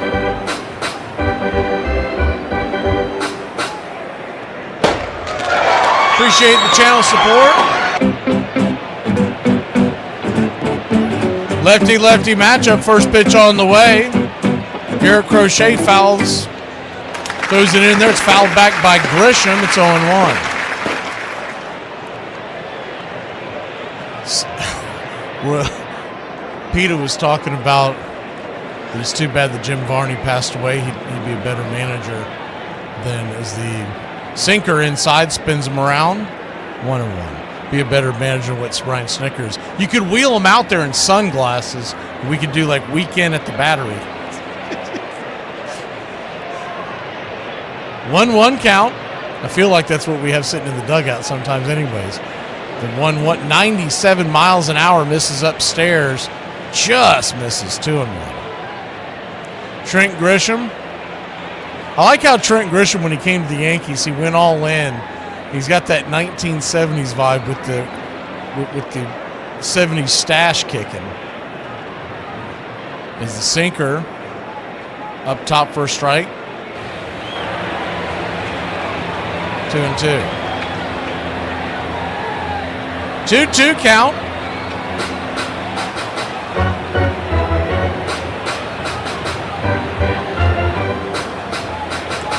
Brings it. Oh, caught looking strike 3. Punched him out with a sweeper on the inner track, one away. I didn't think he was going to get the call, but home plate umpire Junior Valentine's putting on a show. I mean, you talk about a delay. He damn near smoked a cigarette before he punched him out there. That was a delay. He wants to be known. 97-mile-an-hour fastball up top for a strike starts off the at-bat. Lefty-righty matchup. It's 0-1. Anthony Volpe, who is the difference in this game right now with the solo shot, takes the 0-1. In the dirt. 1-1 count.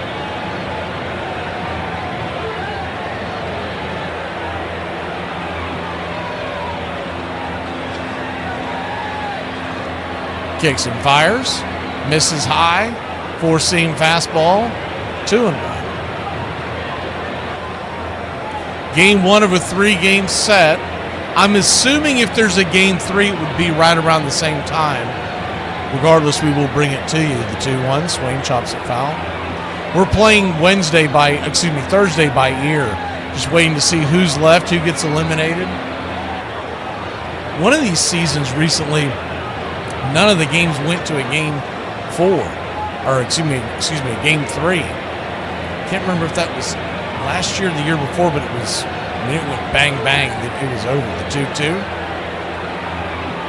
Sweeper off the plate. Do it again. So tomorrow we're planning right now, assuming my voice holds up, to bring you, if not all, then the majority of the Detroit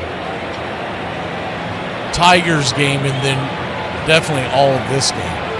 Depending on what's going on with the Cubs Padres, we may be grabbing the tail end of that before this begins.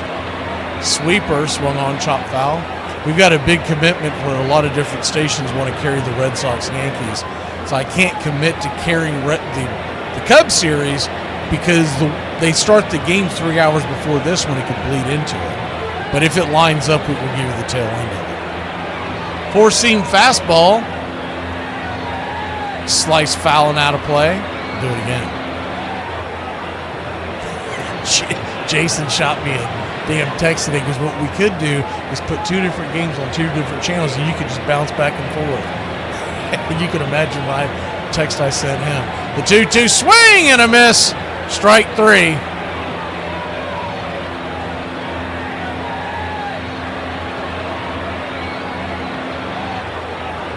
Two down. No, Kerry, if the Reds make it and they come a little further east, we wanted to carry it, but all the games are coming after these. Doing a triple header is just impossible. First pitch on the way is right there for a strike. It's 0-1. But if there's a game 3, we'll bring it to you. The 0-1 right there at the knees. 1-1. That would just be the assumption that there's not 4 games going or 4 series going into game 3. Usually 1 to 2 of these get knocked out in the first 2 days. The 0-2 count.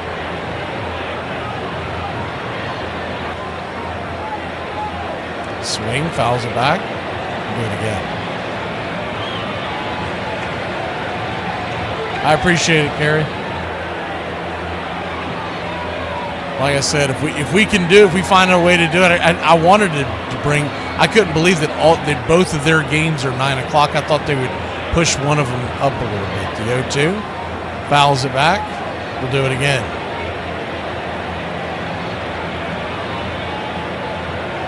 We just got a big commitment from stations wanting to carry the Red Sox Yankees, so we went with Detroit, Cleveland instead on the early games. So there's some kind of a break in between. The 0-2. Caught looking strike 3. Punched him out at the top. Sinker. Man, he's bringing it. We got ourselves a pitching duel heading to the 6th. It's a 1-0 game. Red Sox going to try to tie it up when we return. What are you looking at, you dirty old skank? What are you looking at, Popeye? What are you looking at, you piece of road trash? What are you looking at? Jeez, I can smell you from over here. What are you looking at me for? I'm not a bottle of Jim Beam. Hey, Braves Country, I'm Mac McGee. Join us for Pitch by Pitch, Play by Play, the classic call of Braves Country baseball. We're bringing you Atlanta Braves baseball all year long. Jump into our pregame show, Braves Country Today, just before first pitch. Stick around for the postgame show, Braves Country Tonight, where we will open up the phone lines and react to your calls or your comments all year long. That's Braves Country Radio, pitch by pitch, play by play, your home for the classic call of Braves Country baseball. Went to the WNBA Finals in Brooklyn. Where'd you sit? Get 100 levels. Like the lower levels? That's the lower? Okay. What did you do with the rest of your $20? It measures just 9 inches in circumference, weighs only about 5 ounces, and is made of cork wound with woolen yarn covered with 2 layers of cowhide and stitched by hand precisely 216 times. It travels 60 feet 6 inches from the pitcher's mound to home, and it can cover that distance at nearly 100 miles an hour. Along the way, it can be made to twist, spin, curve, wobble, rise, or fall away. The bat is made of turned ash, less than 42 inches long, not more than 2 3/4 inches in diameter. The batter has only a few thousandths of a second to decide to hit the ball. And yet the men who fail 7 times out of 10 are considered the game's greatest heroes.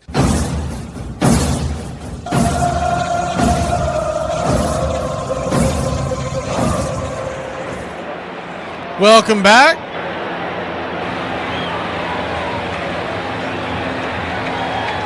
Still a 1-0 game.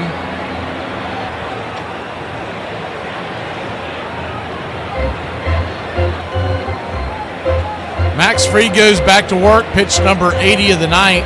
Drops a teardrop curveball there on the outer edge. It's 0-1. Romy Gonzalez 0 for 2 with 2 ground outs. Lefty-righty matchup. The 0-1. Swing and a miss. 0-2. Said that Roman Anthony was heading to their training facility in Florida for the Red Sox. So he might be available in the next round if the Red Sox can make it that far. And that's not nothing. He is going to be one heck of a player. The 0-2. Another curveball off the plate. 1-2. 1-2 count.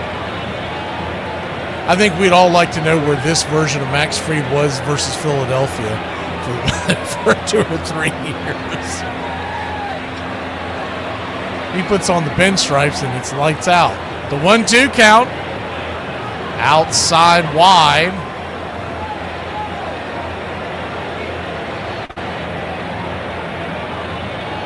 That'll even up the count at 2-2.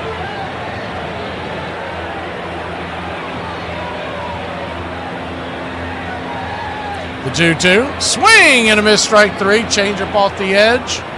1 away.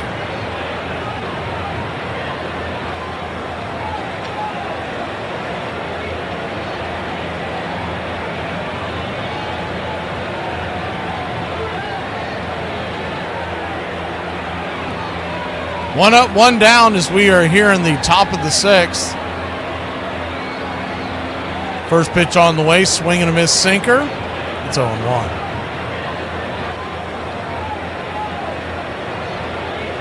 Yeah, I think there was quite a bit of complaining about that height back in, when did he sign with New York? Was that December?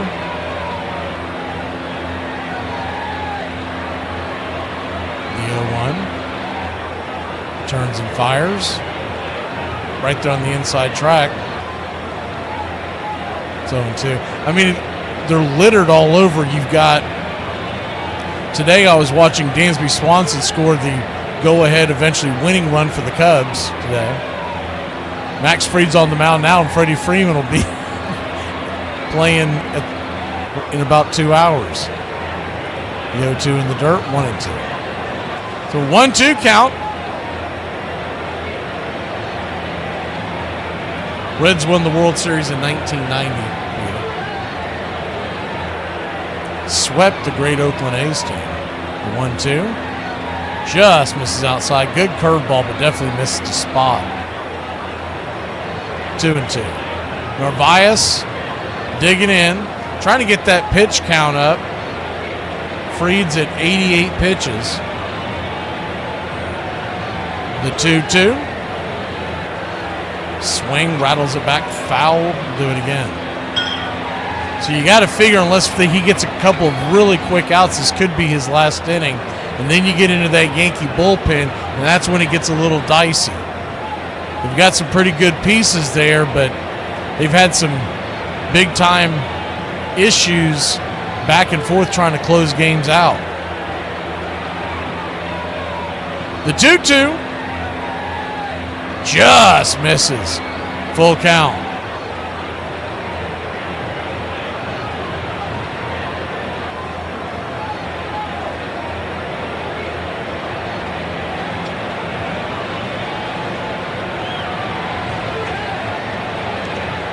Payoff pitch. Swing! Rattles it back foul. Do it again.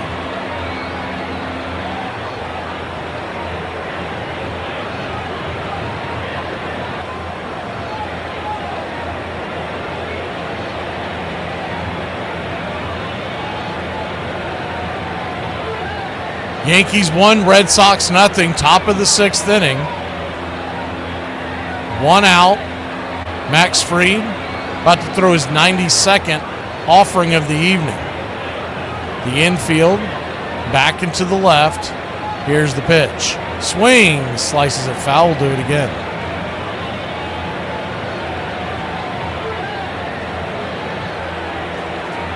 Yeah, Skubal was dealing, Kerry. We did the game earlier today, and he was. But I'll tell you what, that Gavin Williams pitched well is. I mean, it was a great pitching matchup, much like this one. So far, the under's been the play on all these games. The payoff pitch misses outside, wide, ball 4. So he'll head on down to first.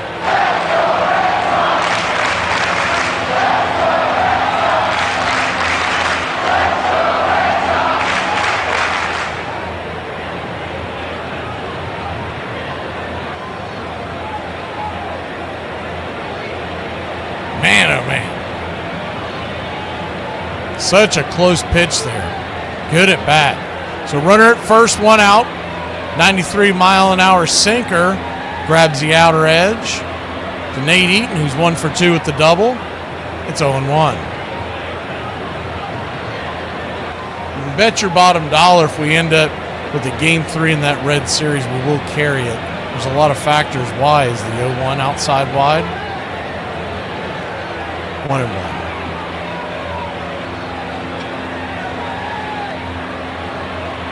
I just got a message recently that told me that if we have a Game 3, we will be carrying Dodgers Reds, because there has been interest in that. And hopefully it's a little earlier than the first 2 games. The 1-1 outside wide, 2-1. 2-1 count. You do have a right-hander warning with the bullpen. I believe that's Luke Weaver. It is Luke Weaver, former closer of the Yankees. The 2-1 pitch. Outside, wide, ball 3, 3-1.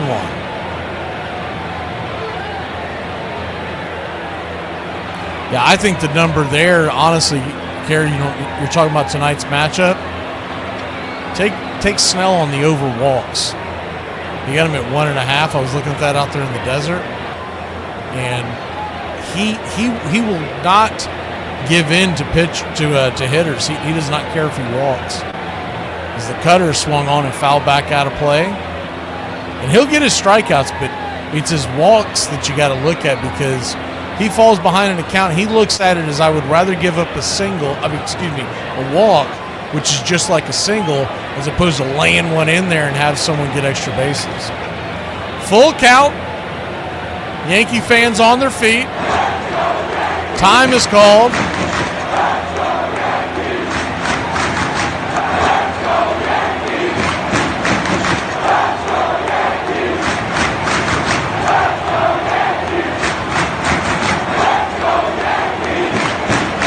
Lefty-righty matchup.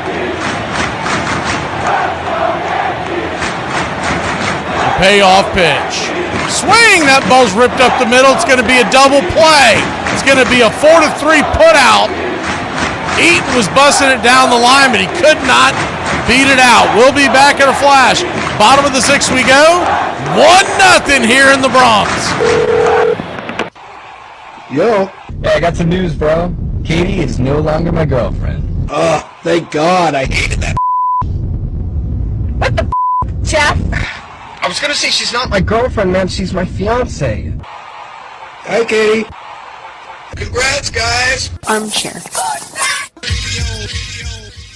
Satchel Paige always thought he was the greatest pitcher in the world, and Josh Gibson thought he was the greatest hitter in the world, and we did too. And Satchel and Josh in this World Series ball game, Satchel pitching, and we got a ball game won. The Kansas City Monarchs with 2 out in the 9th inning. First place hitter, he tripped on Satchel. We got 2 out, so that didn't bother us any at all. So Satchel called me, he said, come here. I said, what do you want, Satchel? He said, let me tell you what I'm thinking to do. He said, I'm going to walk Howard Easterland. I'm going to walk Buck Leonard. I'm going to pitch to Josh Gibson. I said, man, don't be facetious. He said, that's what I'm going to do. I said, time. I called the manager, who was Frank Duncan. I said, Frank, you got to listen to what Satchel said. And so Satchel told him what was going to happen. Now, when he was walking Buck, Josh was in the circle. He talking to Josh all the time. Said, Josh, do you remember the day? Told you that one day we were going to meet and we were going to see who was the best. He said, yeah, I know what you're talking about. Satchel said, all right. Said, now it's the time to prove this thing. So when Josh comes up to the bat, listen, let me tell you what this man did.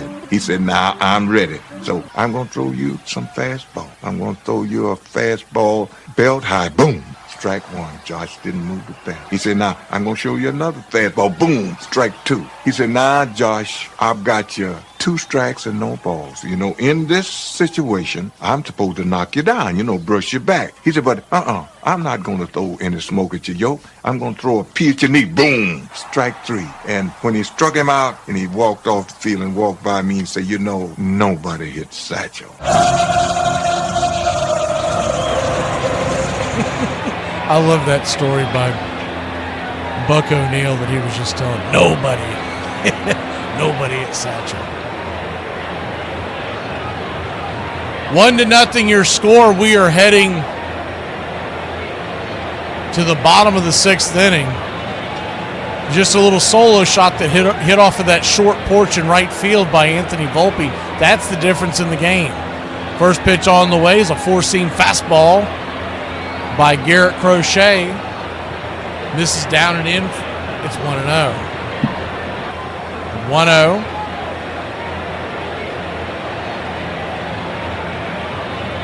Kicks and fires in the dirt. Cutter, ball 2-2. Caballero 0 for 1 on the day, struck out his first time up.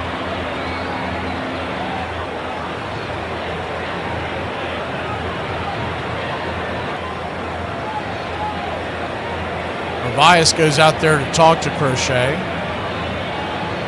He's at a pretty good pitch count. But that doesn't mean anything when you're talking about the postseason. The last thing you can do is have a guy work his problems out. The Red Sox definitely would love to get him through 6 innings and then try to scratch out some runs and steal game 1.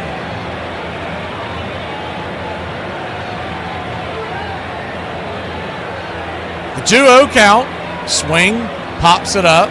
High and deep into center field, going back on the track, just before the wall. For a loud out number 1, Raffaello on the grab, 1 away. Tell you something else, it's been a really well-pitched game. We haven't seen many great defensive plays because they haven't been needed.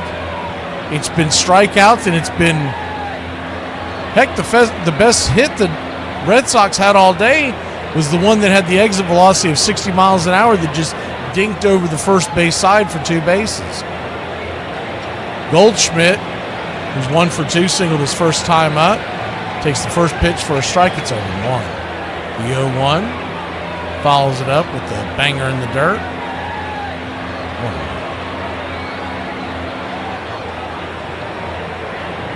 1-1 count. Single and a strikeout. Kicks and fires. Swing! That ball's lifted into left field. Running back on the track. Plenty of room, plenty of time. Making the catch. Jarren Duran for out number 2. Not for nothing, but if Crochet gets a quick out here, that's saying a lot because it is Aaron Judge coming to the plate. They could send him back out there for the 7th inning. Pitch on the way to Judge, the P at the knees, 99 miles an hour. Whoo, doggy. It's 0-1. The 0-1. Just misses. Change up. 1-1. He and Tarek Skubal have very similar deliveries. That high leg kick, that old school look. The 1-1 pitch. 90 misses high.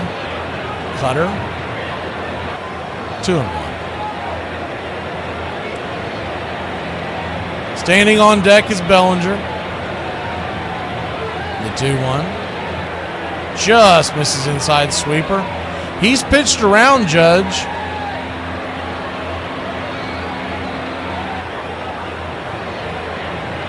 Aaron Judge. The 3-1 pitch. Swing! That ball's hammered down the third base line, but foul up against the tarps. I'm surprised it didn't just stick there. That ball was smoked. Could not keep it fair. My number is showing 106 miles an hour off the bat down the third base line. Wow. The payoff pitch. Swing, fouls that straight back 97 miles an hour. Aaron Judge has infamously struggled in the postseason, but one of the best batters in all of baseball.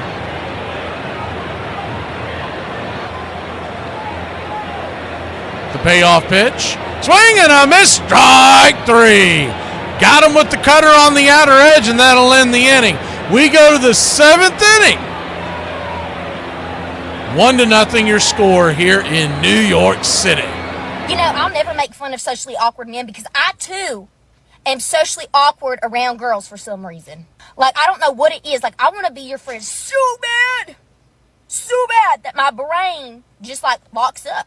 Today, this girl, I was like, "You're so pretty." She's like, "Oh my God, you are too." And I was like, "Wow," she's really nice. And then I was just so happy thinking about it, and I just wasn't thinking. And I took out a curb pulling out of the gas station, and I skimmed up the side of a stop sign. Pro marriage tip: when your wife makes you something to eat and it's not that good, just explain to her in detail how your mother would make it, and then she'll strive to be more like your mom, and that way you can train her well. That it was kind of dry. Dad, can you help me with that? Your mother already told you what to do. This is just your DMV paperwork in your car. Send them the money without all the forms? No, the forms, you have to send the forms. It's like going to the bathroom. The job's not done till the paperwork's finished. One is baseball, and the other is opera.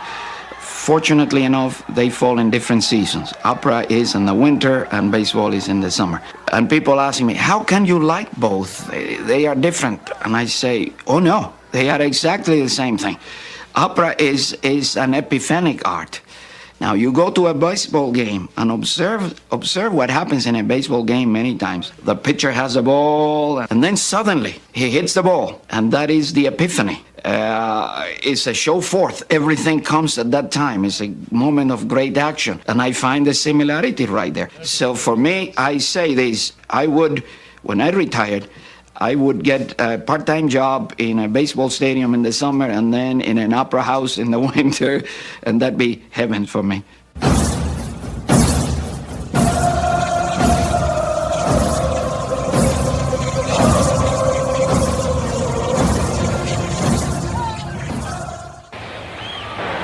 Welcome back. Hope y'all are enjoying your Tuesday evening. Appreciate you spending it here with Braves Country Radio.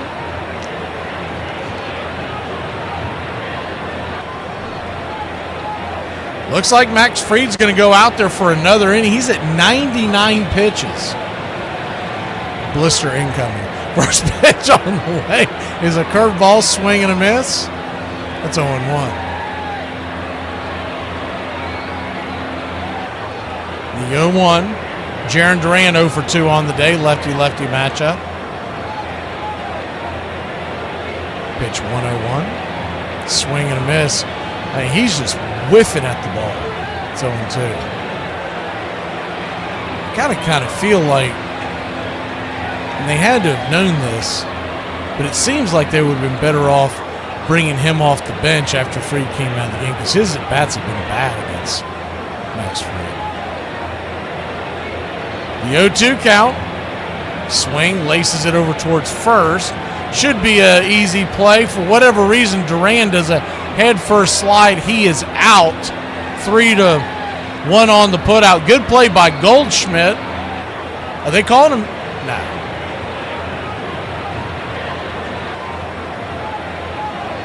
They got an out up on the board, and okay, now he's heading back to the dugout. At first, Duran was standing at first. I thought he thought he was safe, but they beat him by a mile. I don't know why in the world anybody slides headfirst into first base unless a tag is being applied.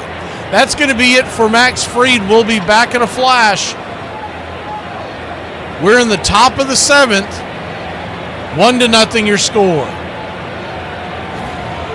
On this date in 1957, the Milwaukee Braves clinched the National League pennant on the way to a World Series title, defeating the St. Louis Cardinals 4-2 thanks to Hank Aaron's 11th inning home run.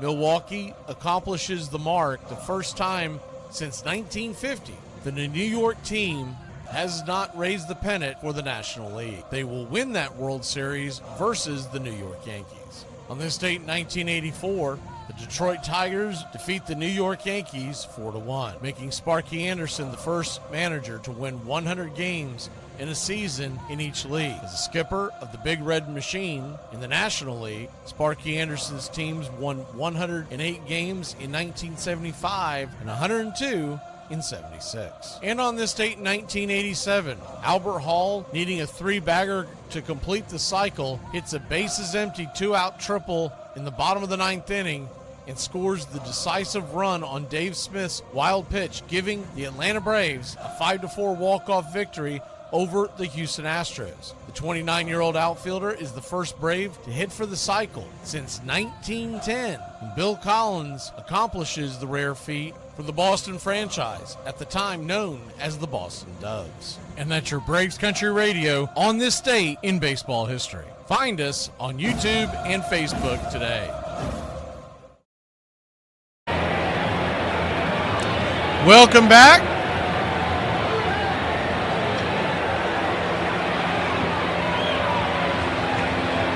One to nothing your score. They're going to the pen. I believe it's Luke Weaver. Let me double. It is Luke Weaver. He'll be coming on. Max Fried. So they were literally just bringing him back out there to face Duran. I don't think it makes much of a difference, but why in the world Duran's doing a head-first slide on there? I don't get it.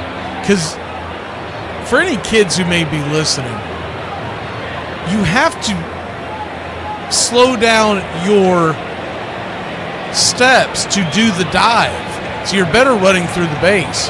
First pitch on the way is a swing and a miss at the changeup.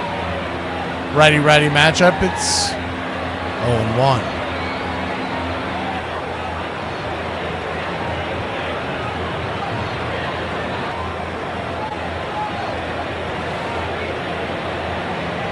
Luke Weaver facing Rafaela, who is 0 for 2 on the day. A fly out and a ground out. He can get on. He's got wheels.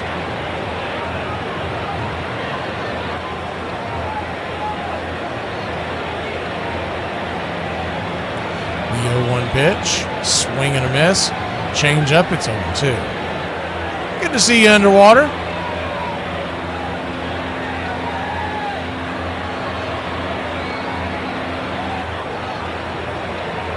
The 0-2 count. He sold the Turner sold the Braves like 30 years ago. The 0-2 swing, fouls it back. We'll do it again. Most of y'all don't even remember when he owned the Braves, but there was a misconception because they let it ride that he was still the owner because they wanted the fans to keep pouring into the park.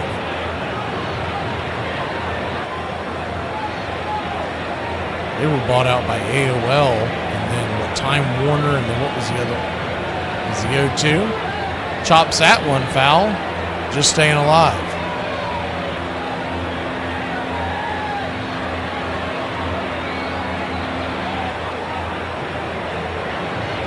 (0-2) count.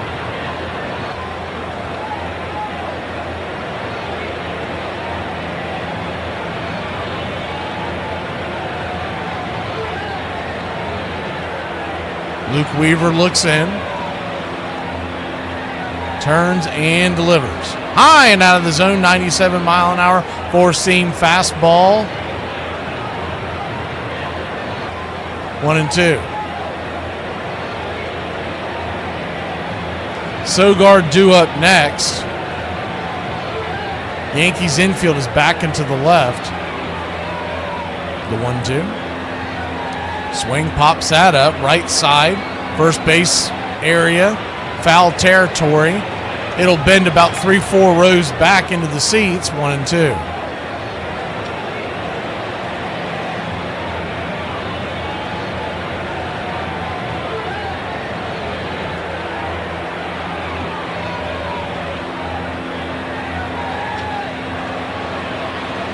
One-two count.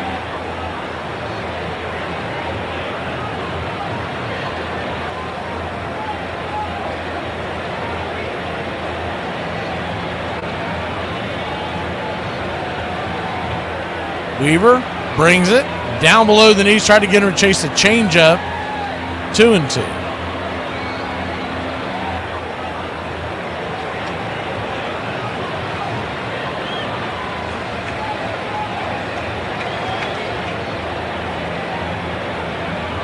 The 2-2. Kicks and fires. Swing! Fouls it away. 97.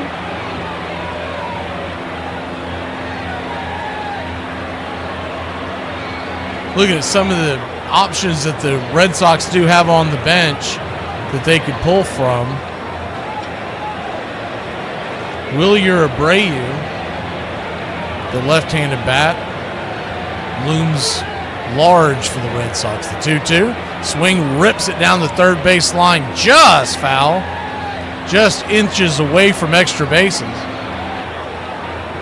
You got Yoshida. Wilyer Abreu.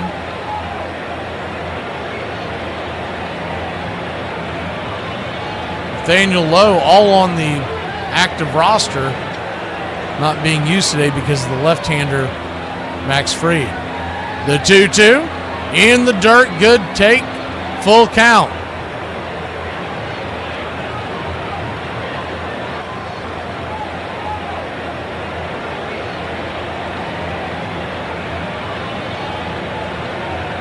Full count.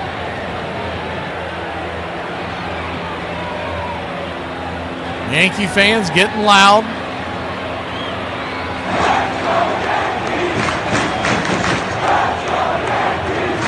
Clean-shaven Luke Weaver looks in and delivers. Outside wide, ball 4.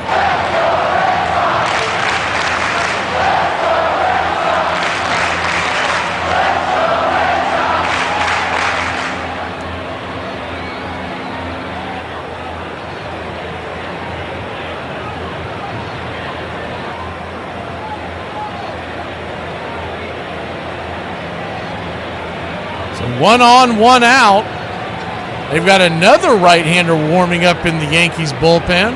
First pitch on the way is down and away. Changeup misses. It's 1-0.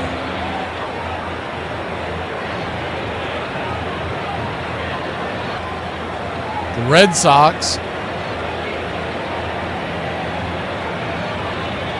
number 9 hitter, Nick Sogard, 1-0. Swing and a miss, changeup. Got to figure if there was nobody out, they'd think about dropping a bunt, but you're putting a lot on a base hit if you drop a bunt here. Good to see Edward Spry. 1-1 swing. That ball's hit up the middle. That's in for a base hit. They're going to go corner to corner, and the Boston Red Sox.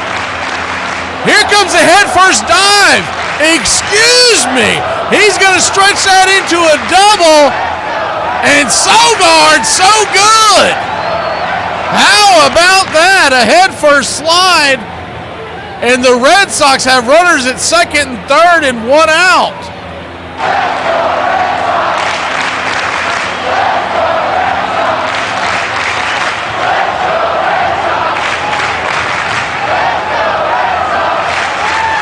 He was cooking around the base. I thought he was going to be held up. If he was, he ran right through that stop sign. And they've got runners on second and third, 1 out. And you're going to get a quick mound visit. Remember,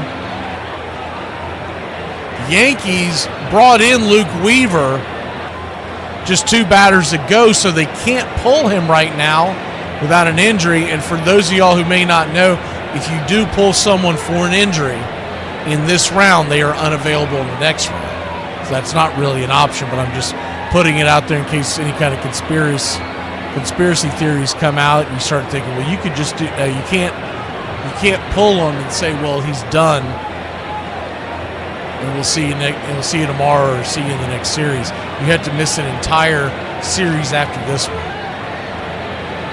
It's kind of like the dopey concussion rule the targeting rule in college football.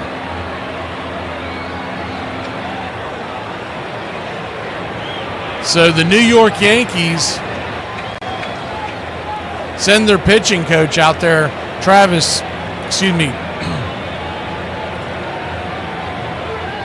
Matt Blake. First pitch on the way, swing, that didn't work, whatever he said. That ball's going to get roasted up the middle. 1 run will score, it's tied. 1-1. 2 runs will score, and the Boston Red Sox have come back and made it a 2-1 lead.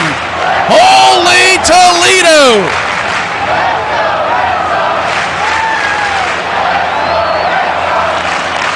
They get Max Fried out of the game, and it's bonkers.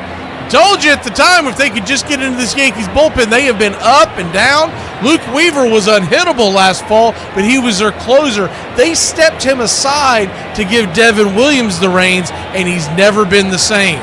We'll be back in a flash. We've got a pitching change. It's still the 7th inning here in the Bronx. I don't know about y'all, but I sure could use some food stamps. I be tired of spending money at the grocery store. Everything's so expensive nowadays. Be aggravating. I just want a little bit of EBT, that's it. Damn.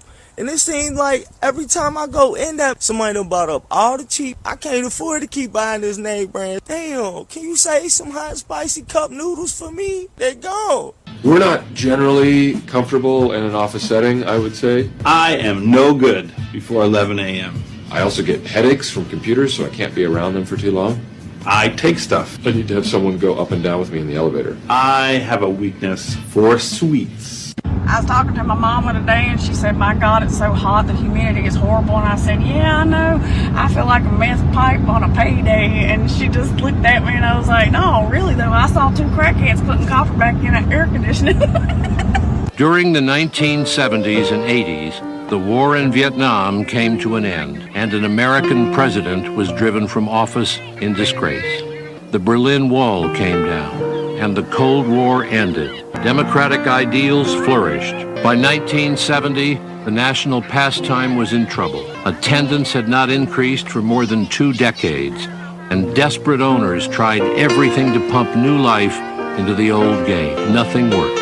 Now, the owners' grip on the destinies of the players was finally broken, and as their prospects improved, fans returned to the game. But old loyalties were sometimes forgotten. Now, what happened off the field, greed, scandal, strikes, seemed to overshadow the action on it.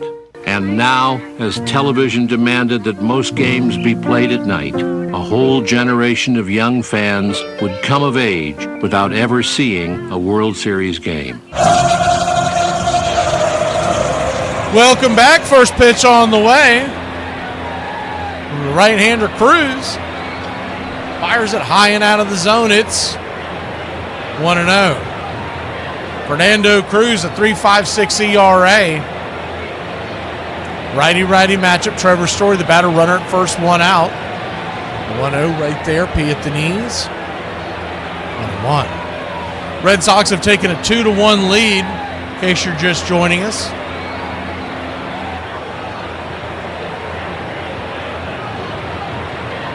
They trailed 1-0. Both runs scored here in this inning.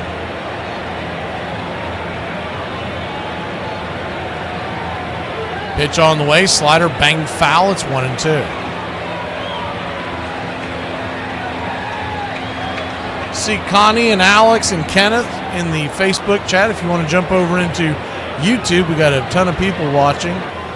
YouTube radio or youtube.com/@BravesCountry. We are Braves Country Radio on YouTube. That goes for anybody listening to external radio. We are being told that this is worldwide tonight. The 1-2, high and out of the zone, 2-2. We were nationwide today, but I guess with the Red Sox and Yankees, we've got some that are over the pond. Hello to y'all. 2-2 count, runner at first, 1 out. The pitch from Cruz, swing and a miss, four-seam fastball. 2 away. And they were pelting. You know, it's funny, I was noticing with Luke Weaver, and I don't remember this last year, but his fastball, though it's got good speed on it, it didn't have a ton of movement. Last year, his fastball would dart in and out, and then you had to stay on top of that, and he would drop that changeup on you, and it would just drop off the table. The changeup he was throwing tonight is the first pitch to Bregman. It's high and out of the zone. It's 1-0. The changeup he was throwing tonight, man, it was missing the zone by a lot easier to hold off of that one. 1-0. Inside and high. Ball 2-0. And they don't get that fixed on what they're going to do in the back end of these games. They may not get out of this series, but they'll definitely have a hard time getting through the next round. The bullpen is where you win these series. The 2-0 pitch right there. Slider 2-1. And of course the Red Sox have had a closer so good in Aroldis Chapman this year. People are talking about him getting Cy Young votes. 2-1 count. Swing and a miss. Evens up the count at 2-2. Bregman 1 for 3 on the night. Yankee fans once again standing up.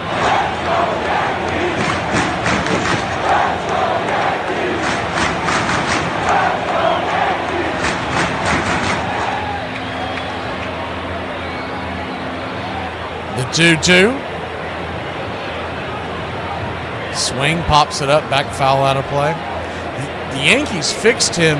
He was originally drafted by St. Louis, went out to Arizona. He had a ton of stops, and they were constantly put him in starting rotation. The Yankees put him in the bullpen last year, and he was one of the best closers down the stretch in all of baseball. Is the 2-2. Swing, lifts it down the left field line, but plenty foul into the upper deck in here in Yankee Stadium. But when they brought Devin Williams over in the trade from Milwaukee, they made Williams the closer. He would not be any kind of a setup. And for whatever reason, that has messed with Weaver, and he's fought some injuries as well, but I think that had a lot to do with it. The 2-2 misses high, 3-2. So a full count now. And remember, Devin Williams was the reason why they brought the Beards back to the Yankee organization. They hadn't had Beards allowed since 1975. The payoff pitch. Inside, ball 4, and he'll head on down to first. Runner was on the move with 2 outs. And here's a funny story that's going on in the background while I'm doing this. You know how long we've been doing the top of the 7th inning here. And those of y'all who follow us during the regular season know that my pups get cheese during the 7th inning stretch.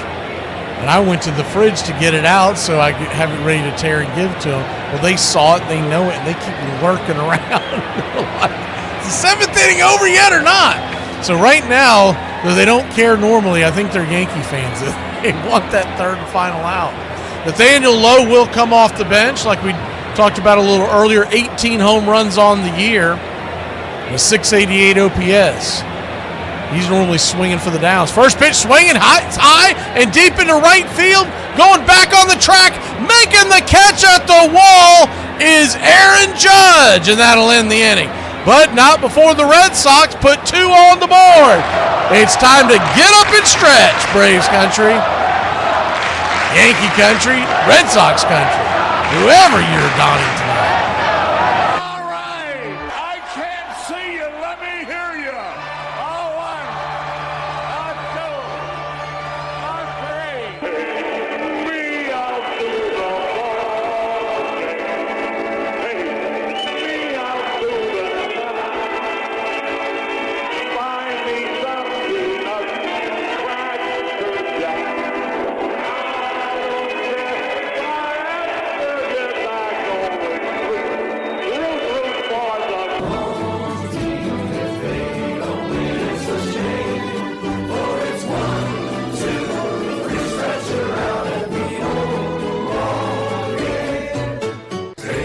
Me out to the ball game. Me out to the find me something up crack jack.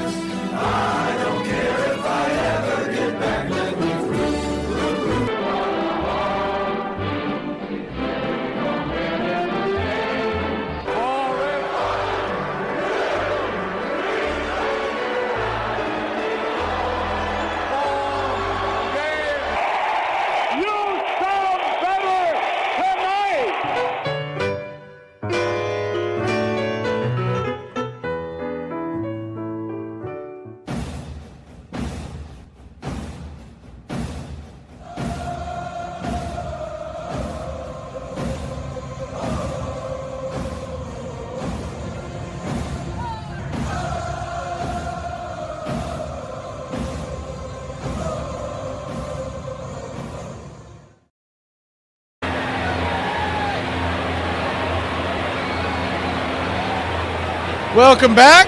Bottom of the 7th we go. What a game this has been. Yankees scored a solo home run. Scored 1 in the 2nd inning. An Anthony Volpe solo home run. Take the lead 1-0. And then the Red Sox, who've threatened many times, finally break through in the 7th inning with 2 runs of their own, and that's where we stand. 2 runs, 6 hits for the Red Sox. 1 run, 3 hits, both with no errors. As we head to the bottom of the 7th, we'll see if, still haven't announced whether it's Crochet or not. We'll see what happens here. I can't go by the 3D that's on there because often it's lying to me.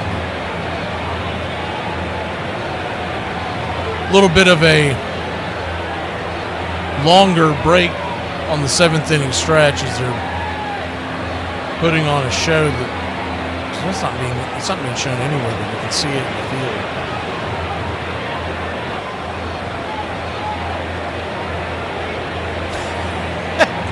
Did y'all just see that? It looked like they were building a pyramid. That's not what they're doing, but it's what it looked like over behind second base. It looked like that the umpires were building a pyramid.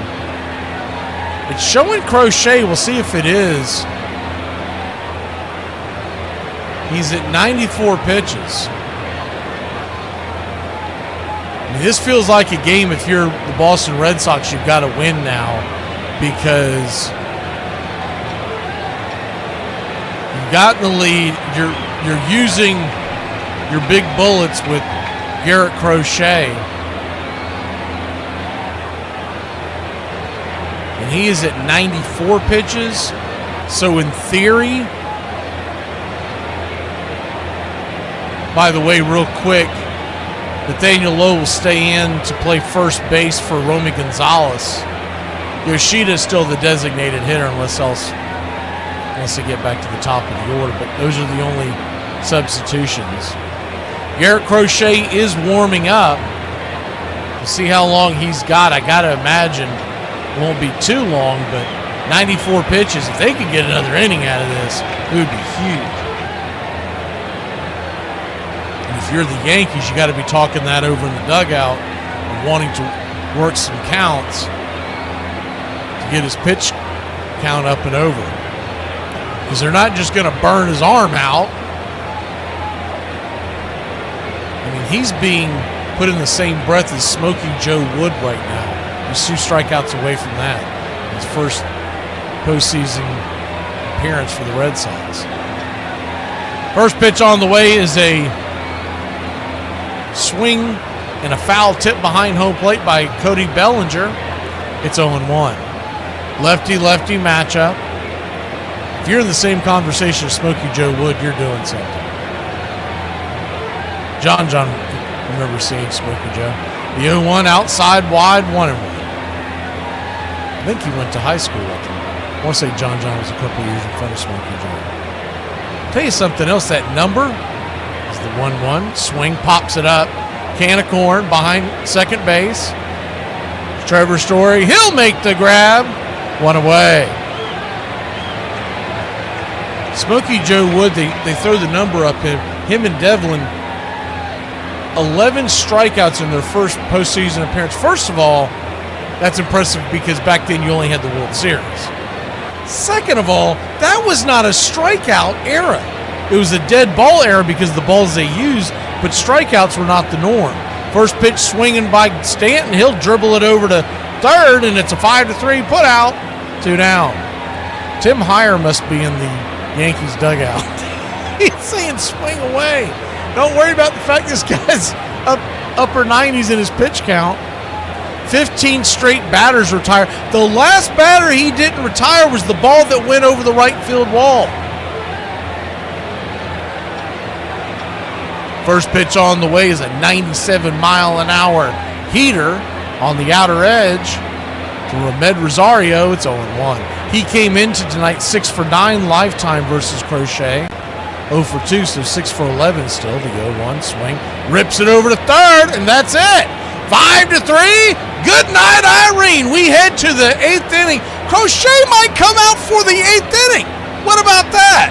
We head to the 8th inning, and it's 8-ball time here in Braves country. 106 miles to Chicago. We've got a full tank of gas, half a pack of cigarettes. It's dark, and we're wearing sunglasses. Hit it. It's happy hour. When wins become losses and losses become wins. You guys going to happy hour? Yeah, I'll come for a couple. Just a couple though, not like last time. When buying a beer, don't make this mistake. Buying only one beer can cause a misalignment in your spine due to the uneven weight distribution. This can cause unnecessary back pain and potential spine issues. To prevent this, carry 2 beers, ensuring your body is balanced and proper health maintained. Okay.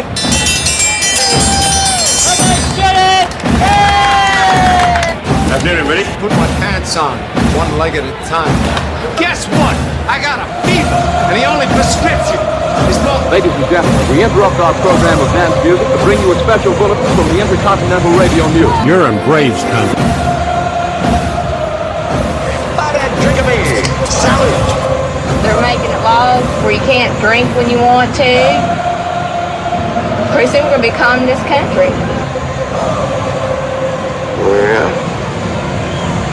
For me and the Lord, you gotta understand, we're on a mission from God.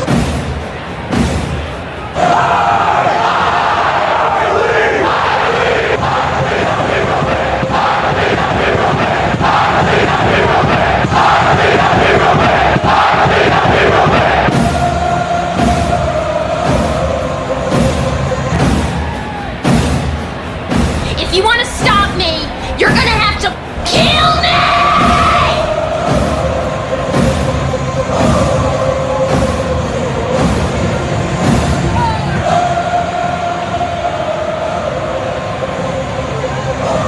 Oh, baby!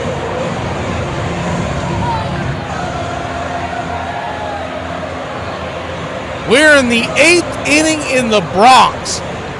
It's Yankees Red Sox. As we creep into October, is it any bigger than this? Devin Williams is coming on to try to keep it where it's at. And he has not lived up to the expectations in Yankee land. 4.79 ERA. Remember, he was damn near unhittable when he was in Milwaukee. How do the Brewers always know when to cut loose of somebody? We begin the 8th inning, and the first pitch on the way is a changeup. Off the plate, it's 1-0.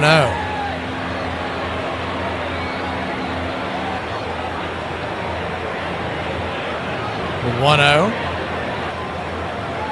Kicks and fires. 95 miles an hour. High and out of the zone, 2-0. So a 2-0 count. Williams looking in, the pitch. Way outside wide. 3-0.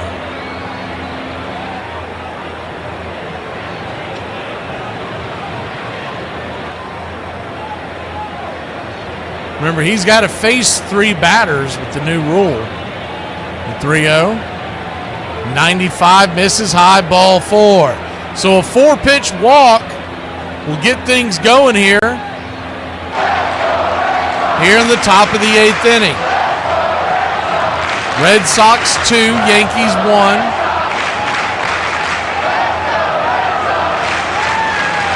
You're listening on external radio, on Facebook, or a couple of our outlets. You want to jump into the chat, it's Braves Country Radio on YouTube. YouTube.com/@BravesCountry. We'll be bringing you all the action all October long. Devin Williams digs in. The first pitch on the way, 96. Up top for a strike. It's 0-1. Wilyer Abreu, we mentioned him a little earlier. 22 home runs on the year. Doesn't hit left-hand pitching well, but he can put a thwack into it from the left side with the righty on the bump. The 0-1. Swing and a miss. 95 miles an hour. It's 0-2.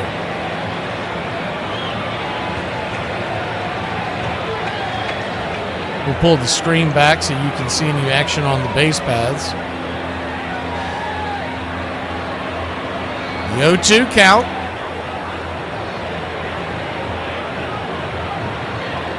Kicks and fires. High and out of the zone. 4-seam fastball, 1-2. They just showed a picture of Max Fried staring off into the dugout like, dude, I gave you 6 1/3 and no run ball. What the hell happened? Weaver will be on the hook for the loss if this score holds. The pitch on the way, changeup swung on, pops it up. Back behind the infield, third base side, drifting back, making the catch is Caballero, one away. So a big out there for Williams. He'll be looking for a double play to try to get out of the jam. Crochet, once again, he's at 100 pitches.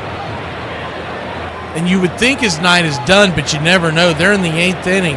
If he can figure out a way to bridge the Red Sox into the 9th inning, then you're talking about bringing in Aroldis Chapman, but that's a big if. First pitch on the way is a four-seam fastball outside the zone. It's 1-0.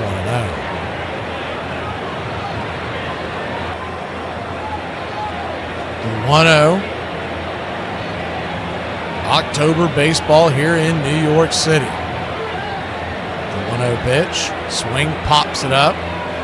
High down the left field line. Coming over, making the catch is Caballero. Almost overran it.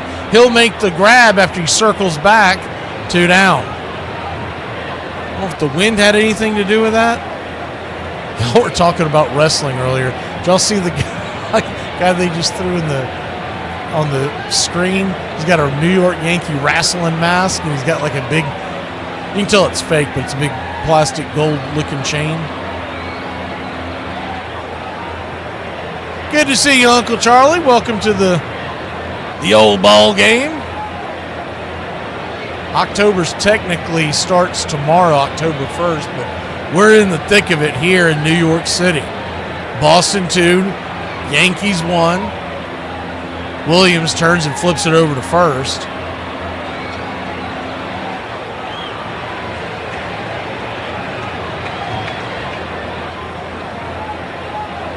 I mean, my favorite part in baseball, Richard, is Truist.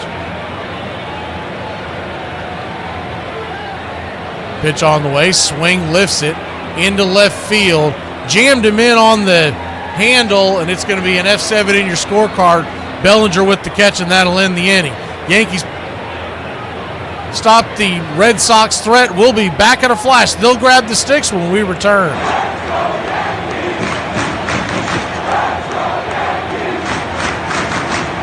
Break up, y'all. Have y'all ever chased your dog down the street and they thinking it's a damn game? Horrible.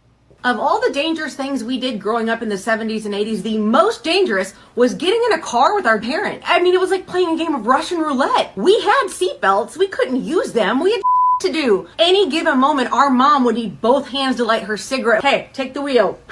Jump over and grab that wheel, and you're going down the freeway responsible for everyone in the car, and you're 8 years old.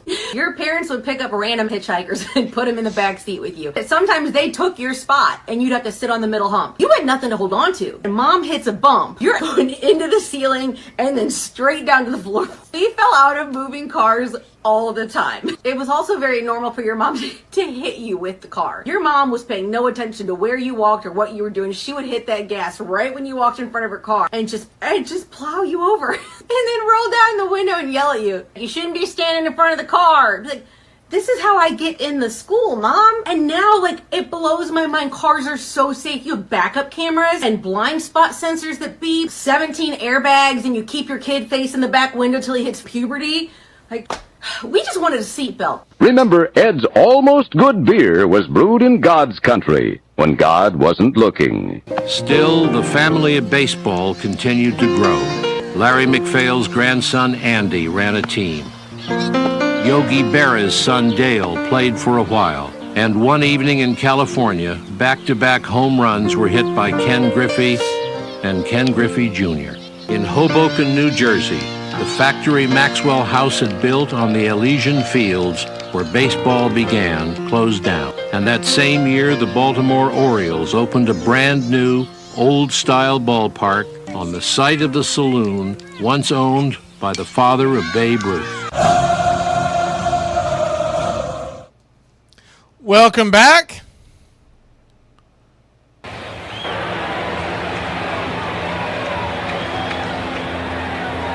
I don't know why, but they're showing Shohei Ohtani warming up because unless they've changed it, it was supposed to be Blake Snell.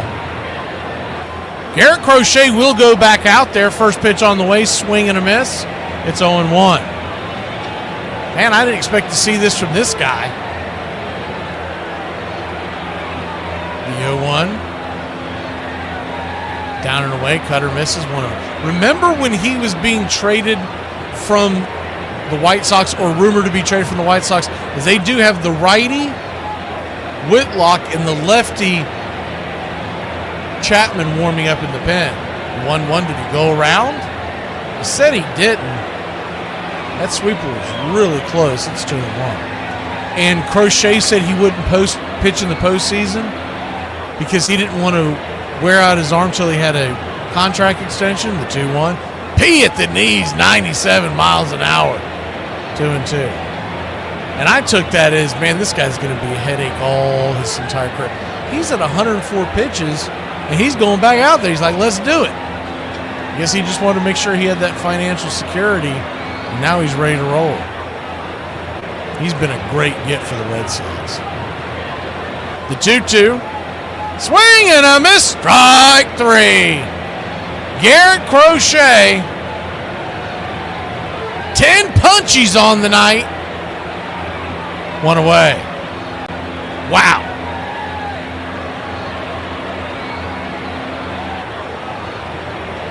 This kid is the real deal. It's fun to watch, too. First pitch from Crochet to start off the at-bat is up top. Cutter grabs the top of the zone to Volpe, who hit a home run his first time up. A solo shot. It's 0-1. 0-1. Check swing. Did he go around? He did. It's 0-2. Garrett Crochet, 6'6", 245. Played his college ball for the Tennessee Volunteers. GBO, baby. The 0-2 misses high, 1-2. He was drafted by the White Sox in the first round back in 2020. Has never looked back. Originally from Mississippi. The pitch on the way, swung on. That ball's roasted up the middle. Threw for a base hit. And the Yankees have 1 on, 1 out. And the Yankee fans starting to clap along. The big thing is he's 26 years old, Crochet is. Long future in front of him. But it looks like Alex Cora is going to continue to roll with him.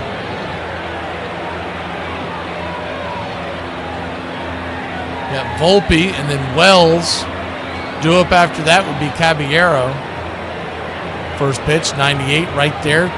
Top of the zone, it's 0-1.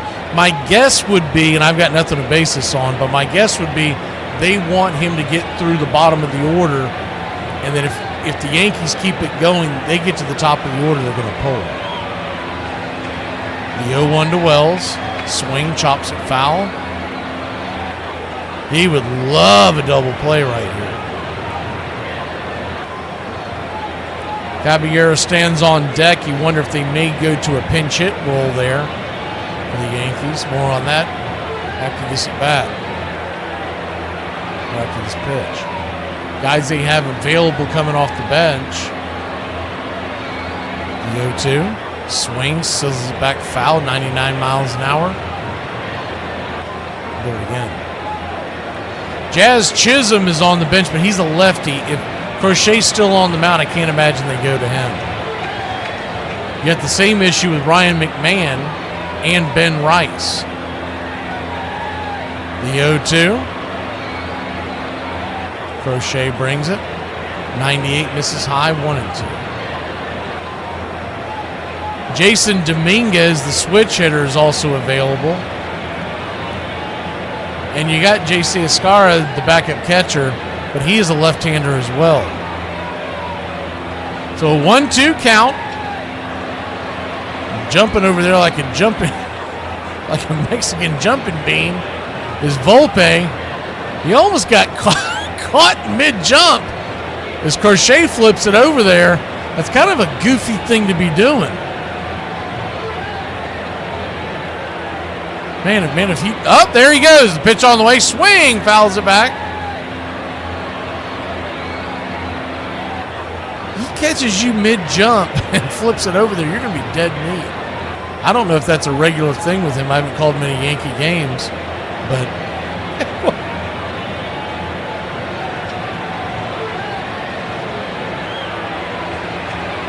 1-2 count. Lefty-lefty matchup. Here's the pitch. 95 just misses. 2-2.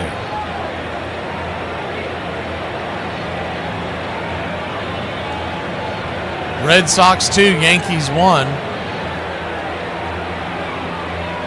Double play would get him out of the jam. Volpe bouncing back and forth to 2-2. Inside 97. Ball 3-3-2. He's at 116 pitches. This very may well be his last batter. And that ball was close. Now the catcher was set up on the outer edge, and that came inside, so that's probably just fatigue. That's not going to help you any if you get busted in the face. Narvaez going out there to talk to him real quick. Runner at first, 1 out. You got a full count. It's a full-blown powwow on the mound.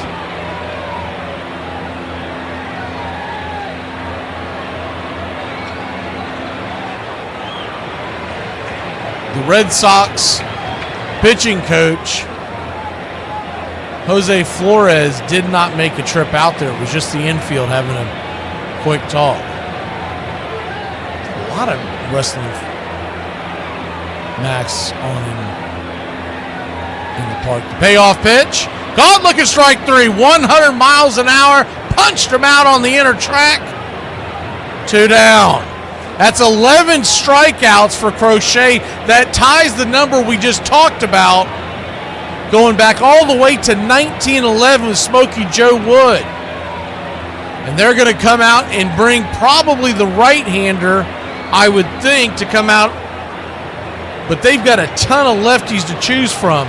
So that'll be it. 117 pitches. What a performance by Garrett Crochet.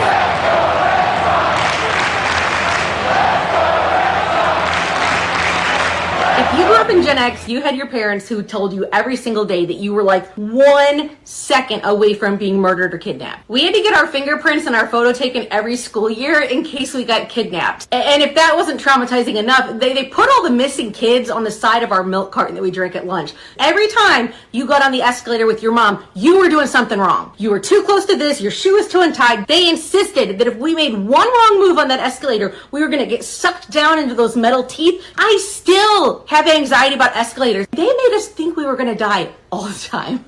I'm a little confused about one thing. What's that? Who pays for all this? What do you mean who pays for it? The company pays for it. All right, well then, here's my second question. What does Atwater make? What do you mean, like, how much money does the company make? Oh, no, I mean, what do we make? I don't follow. We make money. No, I know we make money. I mean, what do we create? We create wealth. No, I mean, what do we build? What do we design? We don't build anything. You have to have moments that give you pleasure with your children or your hobbies or your games. And life can't all be big issues and heart surgery. You need something to give up. Something has to bring joy into the day. I've always thought that the 6 months during the baseball season, there was something in the day that wasn't there the other 6 months in winter. It was not that you had to listen to the game, but that you could if you needed it. The crowd is on their feet. Christian Yelich, a single and a run. Very dangerous hitter. Cross everything. We're trying to get one more strike out of Will Smith. Called third strike. He got caught watching the paint dry, and that's it. The Atlanta Braves will head to the National League Championship Series. They knock out the Milwaukee Brewers. Thank you, Brian.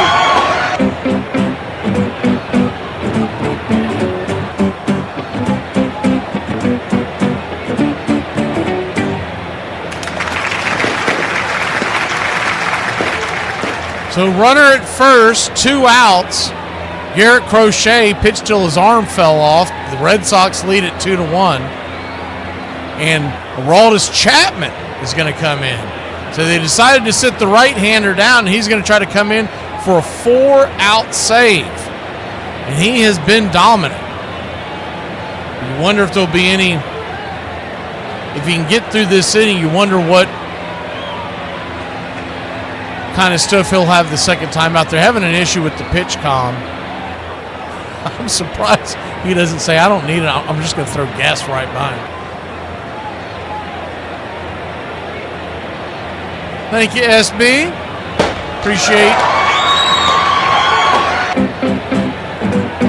Appreciate the channel support along with you and Brian. Everybody else is a part of the country club.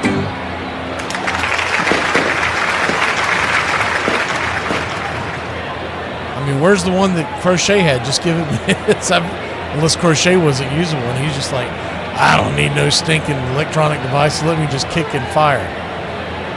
They are having a heck of a time. Normally they've got they got backups real quick and they change them out. This reminds me when it first started. You got those ones off of Wish again. Temu. Can we not upgrade to the Amazon ones during the postseason? Believe he's ready to roll.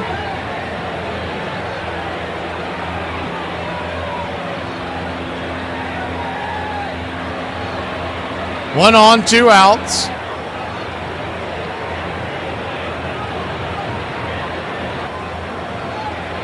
And here we go. Caballero will be the batter. First pitch on the way down and in. Almost gets him in the foot. 4-seam fastball. It's 1-0. He hits him. That's going to put the tying run in scoring position. Red Sox 2, Yankees 1. Crochet responsible for the man at first. Chapman flips the ball over to first. He dances back and forth. It's 1-0.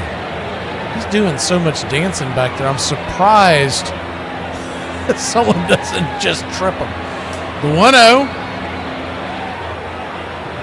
Right there, 95 at the knees, 1-1.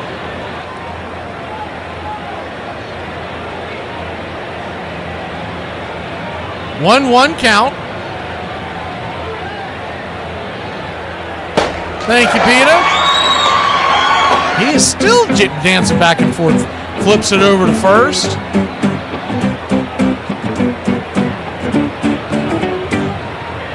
I don't know if this is something Volpe does a lot, but man, it's got to be irritating and annoying.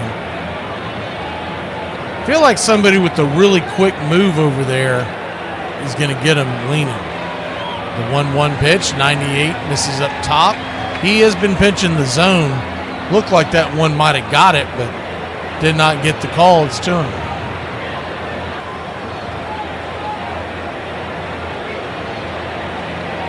Two-one count.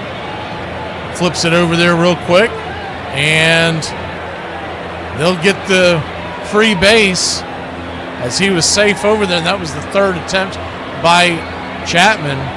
Wasn't a very impressive attempt either. Remember, the Yankees were one of those teams that a couple months ago were in the news a lot because they were tipping off where the pitcher was throwing when they're standing at second.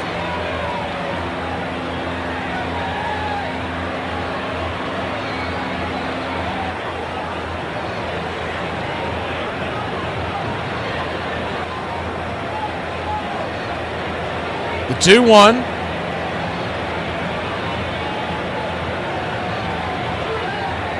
Brings it. Swing and a miss. 98 miles an hour, 2-2.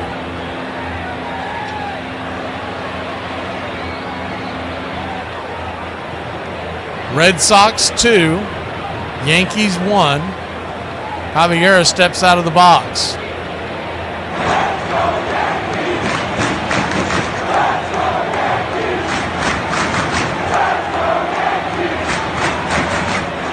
Everybody leaning over the railing on both the Red Sox and Yankees dugouts. The 2-2 from Aroldis Chapman.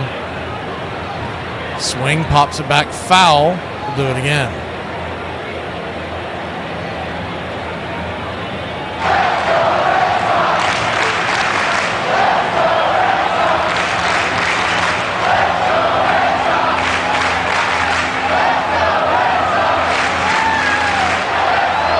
The 2-2. Swing lifts it. High into center field, drifting over. Making the running catch in right field is Eaton. Cutting off in front of Rafaela. Man, that was close. They almost collided. We'll be back in a flash. The Red Sox lead it 2-1. Top of the 9th inning we go, baby. Interesting facts about me. I was born on my birthday.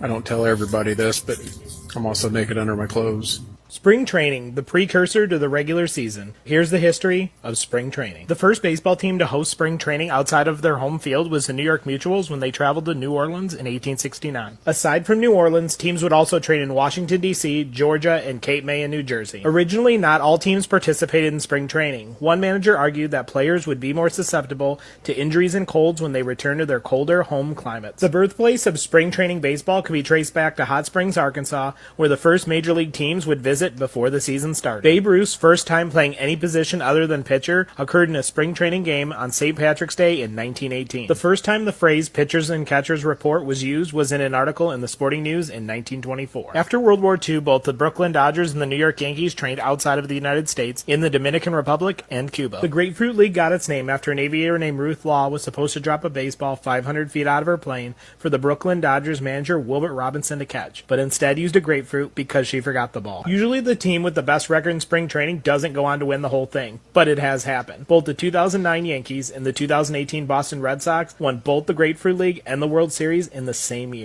So it wasn't just Canseco, and so one of the reasons that I thought that it was an important subject was it was spreading. It was already spreading by 1988.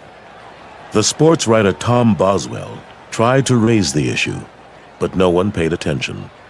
Soon, other players, including some of Canseco's Oakland teammates, were asking him for advice, following his training program.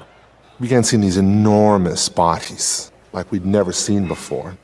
And, you know, when you saw some guys take off their shirts, all of a sudden it's like, whoa, what's going on here?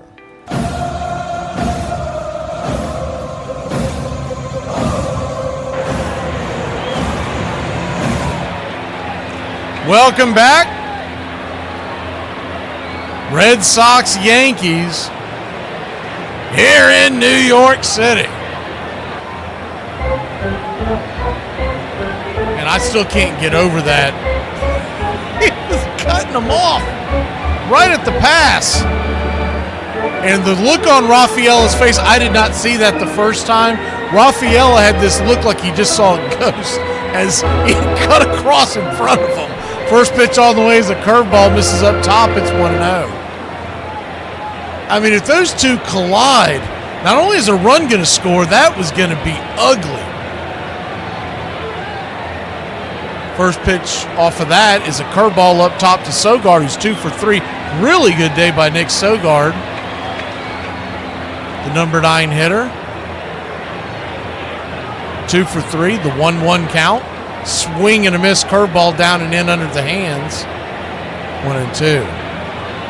Look at that. 7.9 seconds from home to second on his 7th inning double. They said it's the fastest of his career. He was cooking. I mean, it took me by surprise.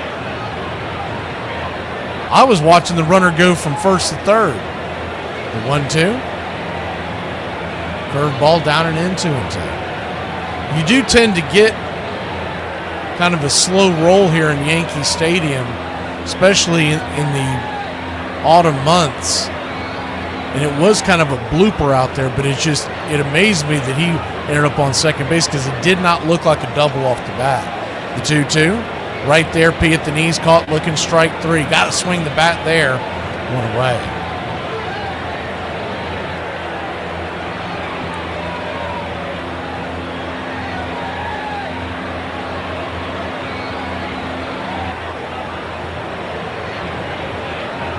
One up, one down. Red Sox lead it 2-1 here in Yankee Stadium. Yoshida comes to the plate. First pitch on the way. Curveball there on the outer edge. It's 0-1. Yoshida in for Rev Snyder. singled his first time up. The 0-1 in the dirt. Splitter. 1-1. Bednar, the ex-Pittsburgh Pirate on the mound, the right-hander. He's an ex-closer.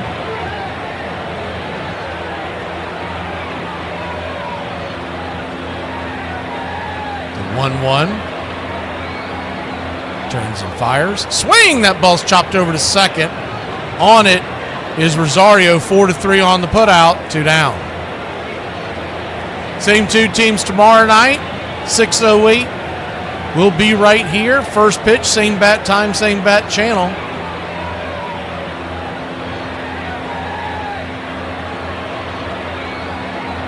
Someone will be facing elimination. Will it be the Yankees on their own home turf? Righty-righty matchup. First pitch on the way, swing. That ball slapped into left field. That's down for a base hit. And a good piece of hitting there by Trevor Story with 2 outs. Tomorrow, by the way, they've announced that it's supposed to be Brian Bayo versus Carlos Rodon. Now, teams have the ability to change that if they want to, but as of right now, that looks like that's going to be the matchup. And, of course, whoever loses this game, all hands will be on deck. Except for the starters that pitch tonight, they'll be emptying out that bullpen the first sign of trouble. So this is a series that just has the feel like it's going to go 3 games. The Red Sox are hoping to punch their ticket tomorrow night if they hold on to the win here and rest for the weekend. First pitch to Bregman is a 4-seam fastball, misses high. It's 1-0. 1-0.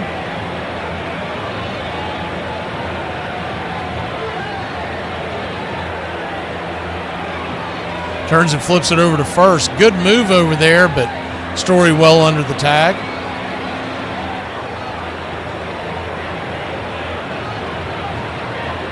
Lowe stands on deck. He came in to pinch hit for Gonzalez.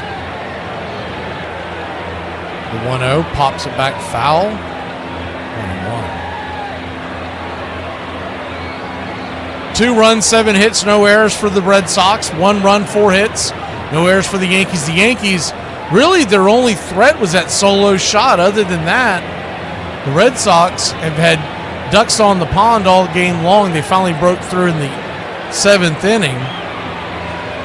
The 1-1 runner goes. Here's the pitch. Wide outside. Throw down to second base. Is he safe? They call him safe. Good throw down there, but they're calling him safe.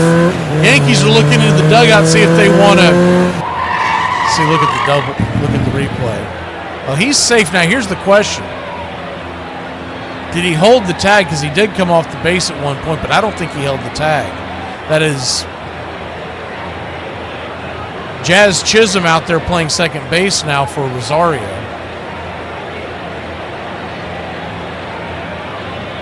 I don't think there's going to be enough to overturn it anyways. The view they showed,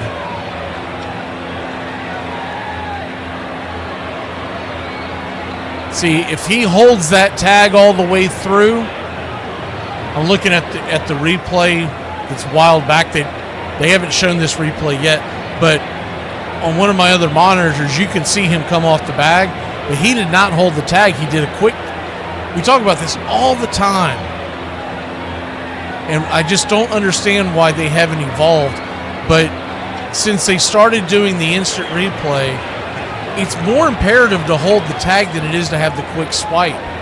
But these guys have come up for years and years and years being taught the quick swipe.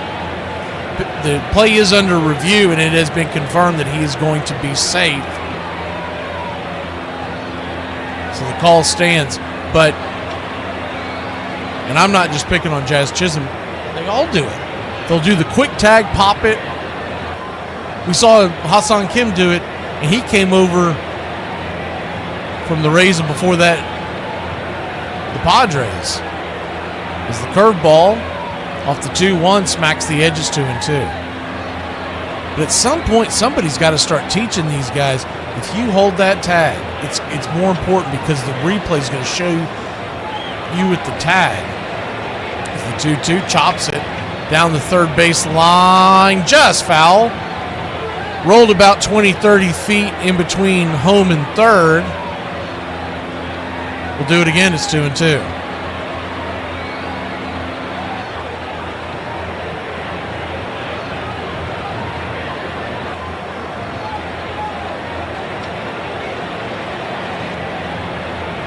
Two count.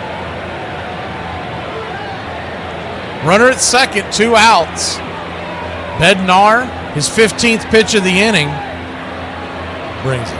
Swing! That ball's laced in the left field corner. That's going to get down where the green grass grows. 1 run will score. Here comes the runner into second base, and Bregman has doubled the lead. It's 3-1. Wowza!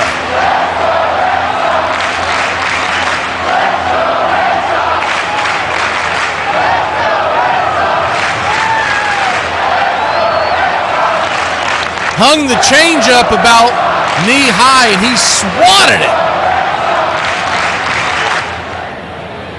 into the corner. That almost bounced out of play, but it wouldn't have mattered with the runner standing at second. It would have been a run anyways. So 3-1 your score.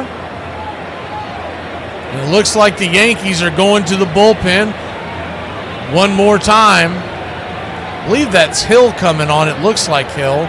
They're checking his hands before he comes in. You know who Tim Hill looks like? Every bookie that's looking for you. He's a rough-looking character. We'll take a quick break. When we return. Yankees, Red Sox, 3-1 Boston here in the Bronx.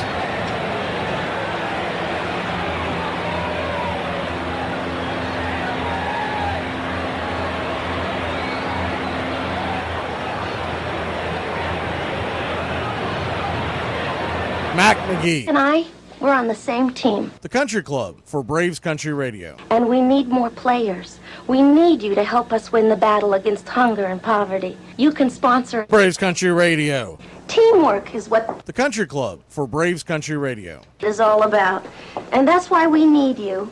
For just $15 a month, Don't get greedy. Ask for $2.99. you can sponsor a child just like Braves Country Radio. I've been able to really help, Braves Country Radio. and it feels so good. It's so easy. Just reach out now and start sending your love around the world. The Country Club for Braves Country Radio. If you join our team, we really can bat 1,000. Mac McGee. Who's waiting for help? There's room on our team for you.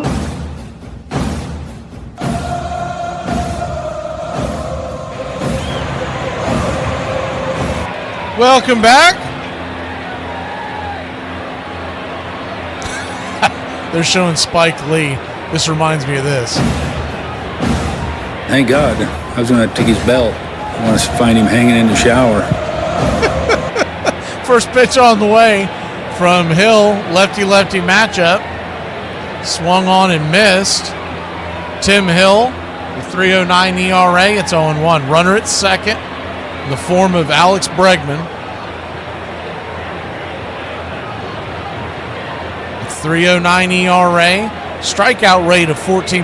He's really a guy that tries to get you to bang it on the ground. The 0-1, swing, swats it foul down the line. It's 0-2.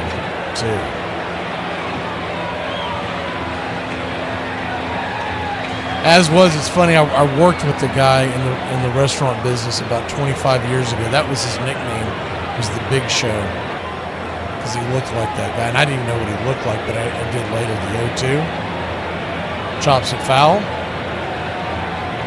I didn't grow up really watching wrestling, but they kept calling him Big Show. And I finally said, what does he look like? Someone finally showed me a picture. This for Google was worth a damn, right? The 0-2 count.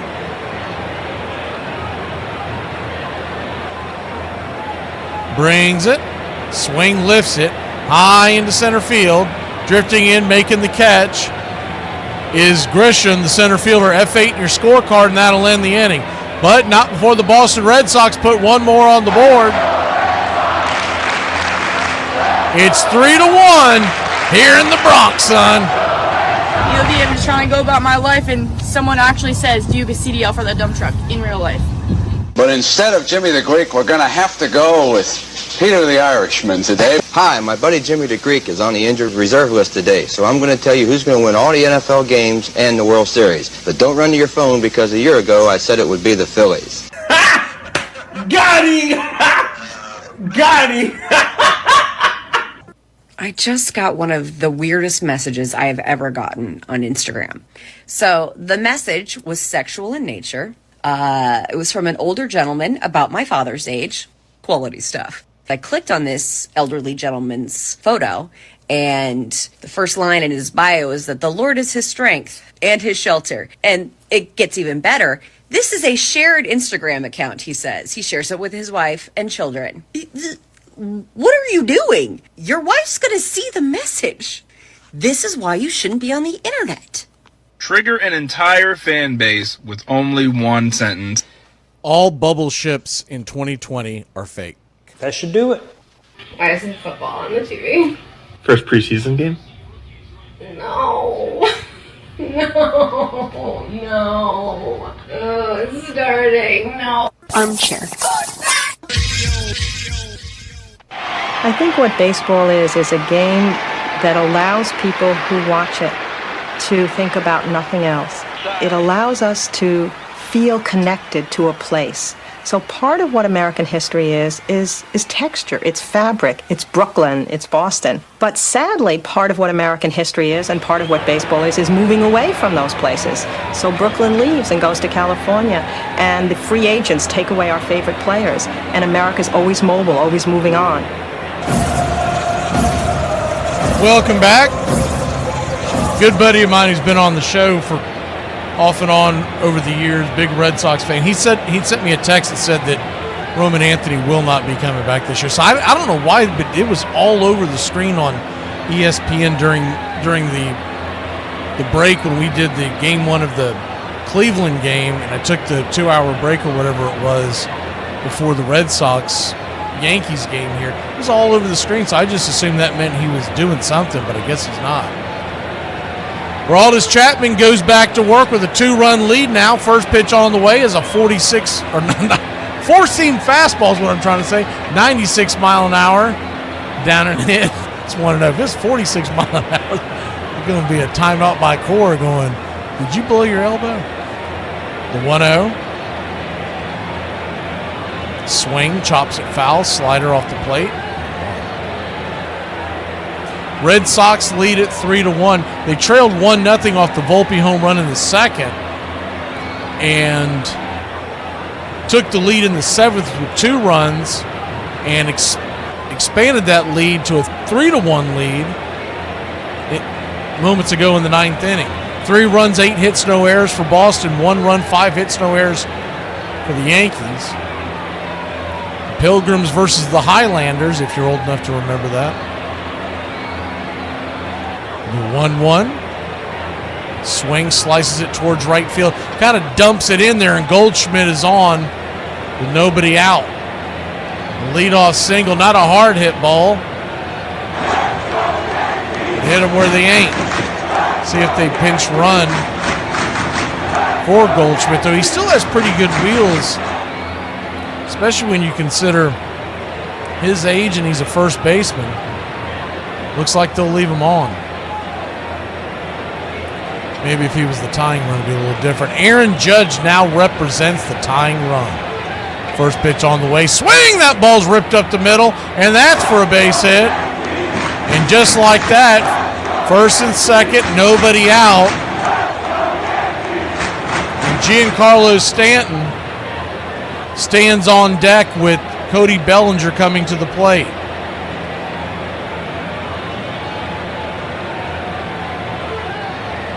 Chapman with plenty of October pedigree. Remember, he was the closer for the 2016 World Champion Cubs, and he was here in the Bronx many a time, so he shouldn't be rattled by this. Lefty-lefty matchup. First pitch on the way. Swing lifts that into center field. And that ball's going to drop for a base hit. Here comes a throw into the infield. And they'll go station to station. Bases are loaded. Nobody out. And other than the hit by Aaron Judge, they've just been dinkers and dunkers. Unbelievable. Two bloopers bookended the Aaron Judge hot shot up the middle. And now Giancarlo Stanton, he is a threat to end this game with one swing. He's also a threat to end this game with one swing because as slow as he is, you could turn a triple play. They're going to go out there and talk to Chapman. Probably more of just a breather than anything else. You can see the fans beating on the side of the wall.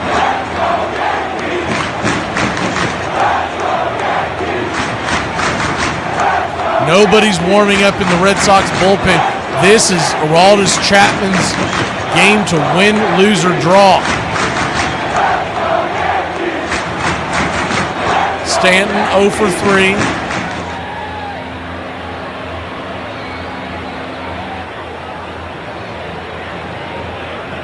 As Jose Flores heads back to the dugout. The first pitch to Stanton. Swing, check swing. Fouls it over the first base dugout. 100 miles an hour. He's bringing it. It's 0-1. Double play would be huge here. You would give up the run. You could wipe two guys off the base. The 0-1. Swing and a miss. 100 miles an hour. Cooking it up top. It's 0-2. Jazz Chisholm, the left-handed bat, stands on deck. Grisham in the hole. So if he can get past Stanton, he might be able to set something up here. The 0-2 pitch. Swing! Fouls it back 101 miles an hour. Slap straight back to the backstop. We'll do it again. Yankee fans on their feet.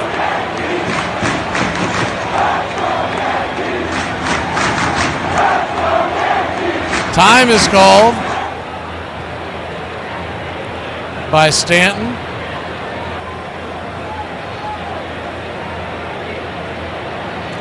Red Sox 3, Yankees 1. The 0-2 from Chapman brings it. Swing and a miss. Strike 3. Yak 'em. Sit him down, Joe. My fingers are sore. Wow, pulled the string on a beauty of a split out in front. If he makes contact with that, it's probably going to be a double play.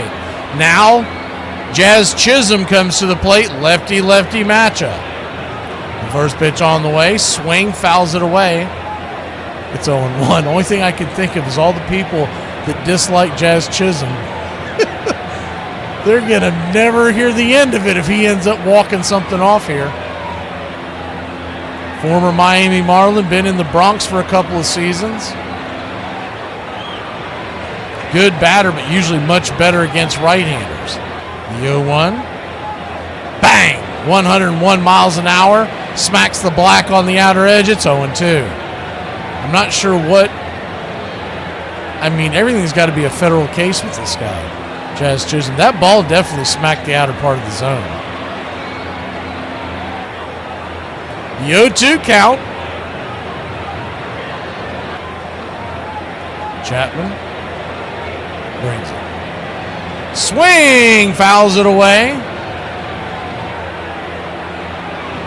Boston 3, New York 1. Red Sox trying to take the series lead 1-0. Yankees trying to walk it off and do the same. Game 2 tomorrow night right here. Same bat time, same bat channel. 6:08 first pitch. The bases are loaded. One out. Chapman takes his timeout. You got pretty good speed on the base paths. Bellinger at first, Judge at second, and Goldschmidt at third. The 0-2 swing lifts it high into right field, camping underneath it. Here comes the throw to home plate, and they will hold Goldie, and the Red Sox are now 1 out away and up by 2 runs here in the 9th inning.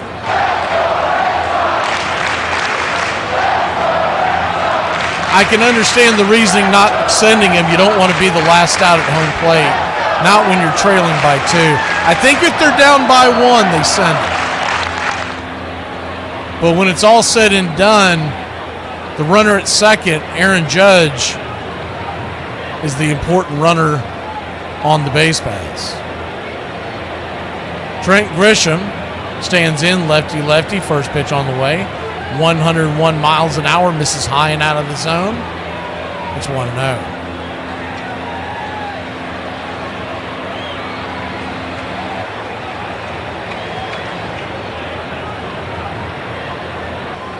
The 1-0.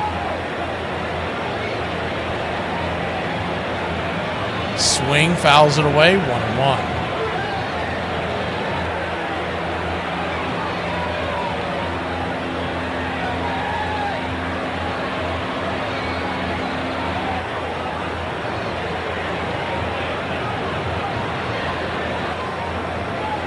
One count. Pitch on the way. 101 miles an hour up top. It hit the top of the zone, did not get the call. We've been seeing that all night from home plate umpire Junior Valentine. The 2-1. Chapman looks in and brings it. Slider right there. Evens up the count at 2-2. Yankees are down to their last strike. Bases loaded.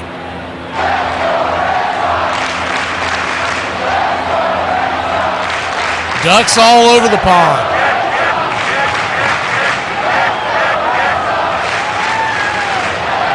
The 2-2. Chapman looks in. Staring into Narvaez. The pitch. Swing and a miss. Strike 3. Red Sox win. Sweet Caroline. They take a 1-0 lead in the best-of-3 series. Go up and fire Tessie up. Sweet Caroline, whatever you want to do. What a game. Red Sox win it 3-1. Player of the game, I think it's got to be Mr. Garrett Crochet. He will get the game ball. 7 2/3, 11 strikeouts, and he'll get the dub. Chapman with the save, and we'll see you tomorrow night, baby. Go sing Tessie, y'all.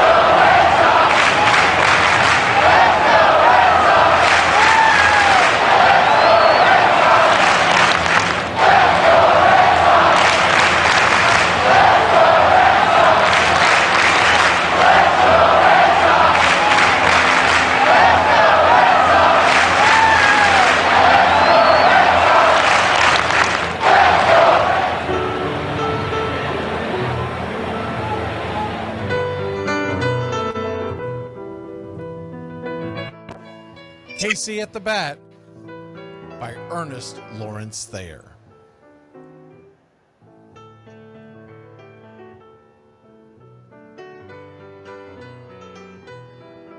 The outlook wasn't brilliant for the Mudville Nine that day. The score stood 4-2, but with 1 inning more to play. And when Cooney died at first and Barrows did the same, a pall-like silence fell upon the patrons of the game. A straggling few got up to go in deep despair. The rest clung to the hope which springs eternal in the human breast. They thought If only Casey could but get a whack at that, we'd put up even money now with Casey at the bat. But Flynn preceded Casey, as did Jimmy Blake, and the former was a hoodoo while the latter was a cake. So upon that stricken multitude grim, melancholy sat, for there seemed but little chance of Casey getting to the bat. But Flynn let drive a single, to the wonderment of all, and Blake, the much despised, tore the cover off the ball. And when the dust had lifted and men saw what had occurred, there was Jimmy safe at second and Flynn a hugging third. Then from 5,000 throats and more rose a lusty yell. It rumbled through the valley, it rattled in the dell.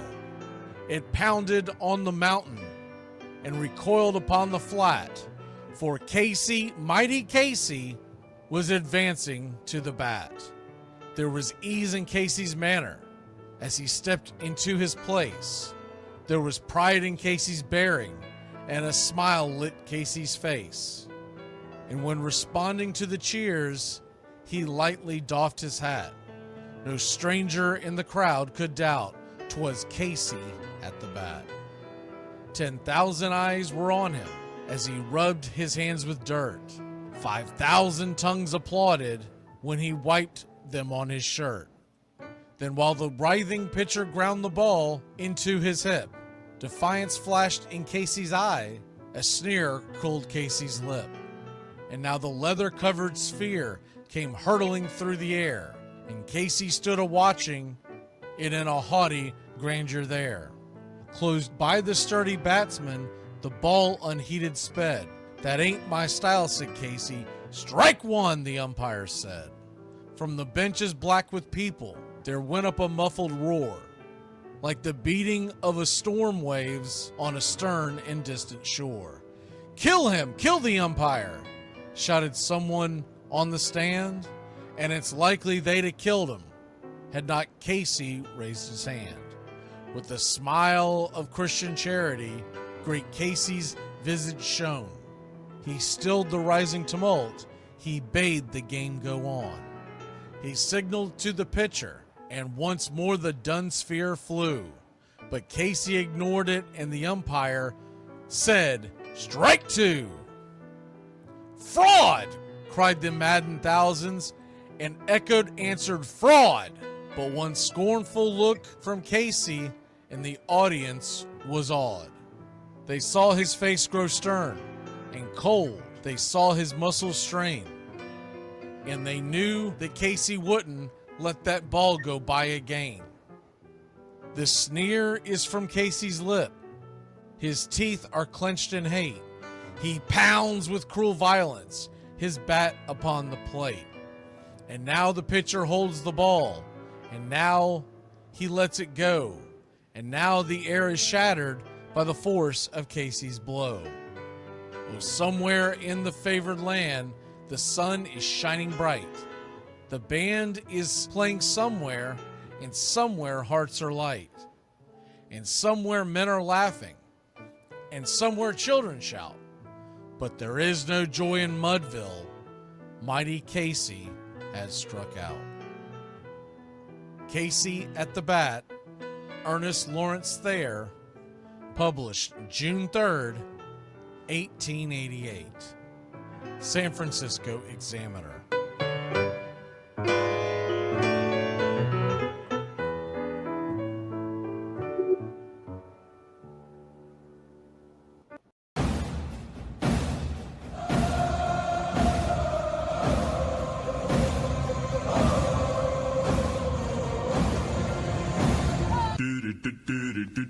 Goodbye, sweetheart. Well, it's time to go.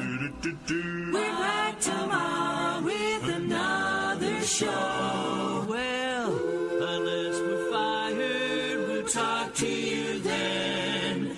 Goodbye, sweetheart. Goodbye. Goodbye. Guys and gals, it's time to go. We'll see you on the next show. Same bat time, same, that channel. It's closing time, y'all. You don't have to go home, but you can't stay here. Have a great one. On your way out, please like and subscribe, and don't forget to tip your favorite bartender. We'll see ya. I'm Mac McGee, signing off for Braves Country Radio.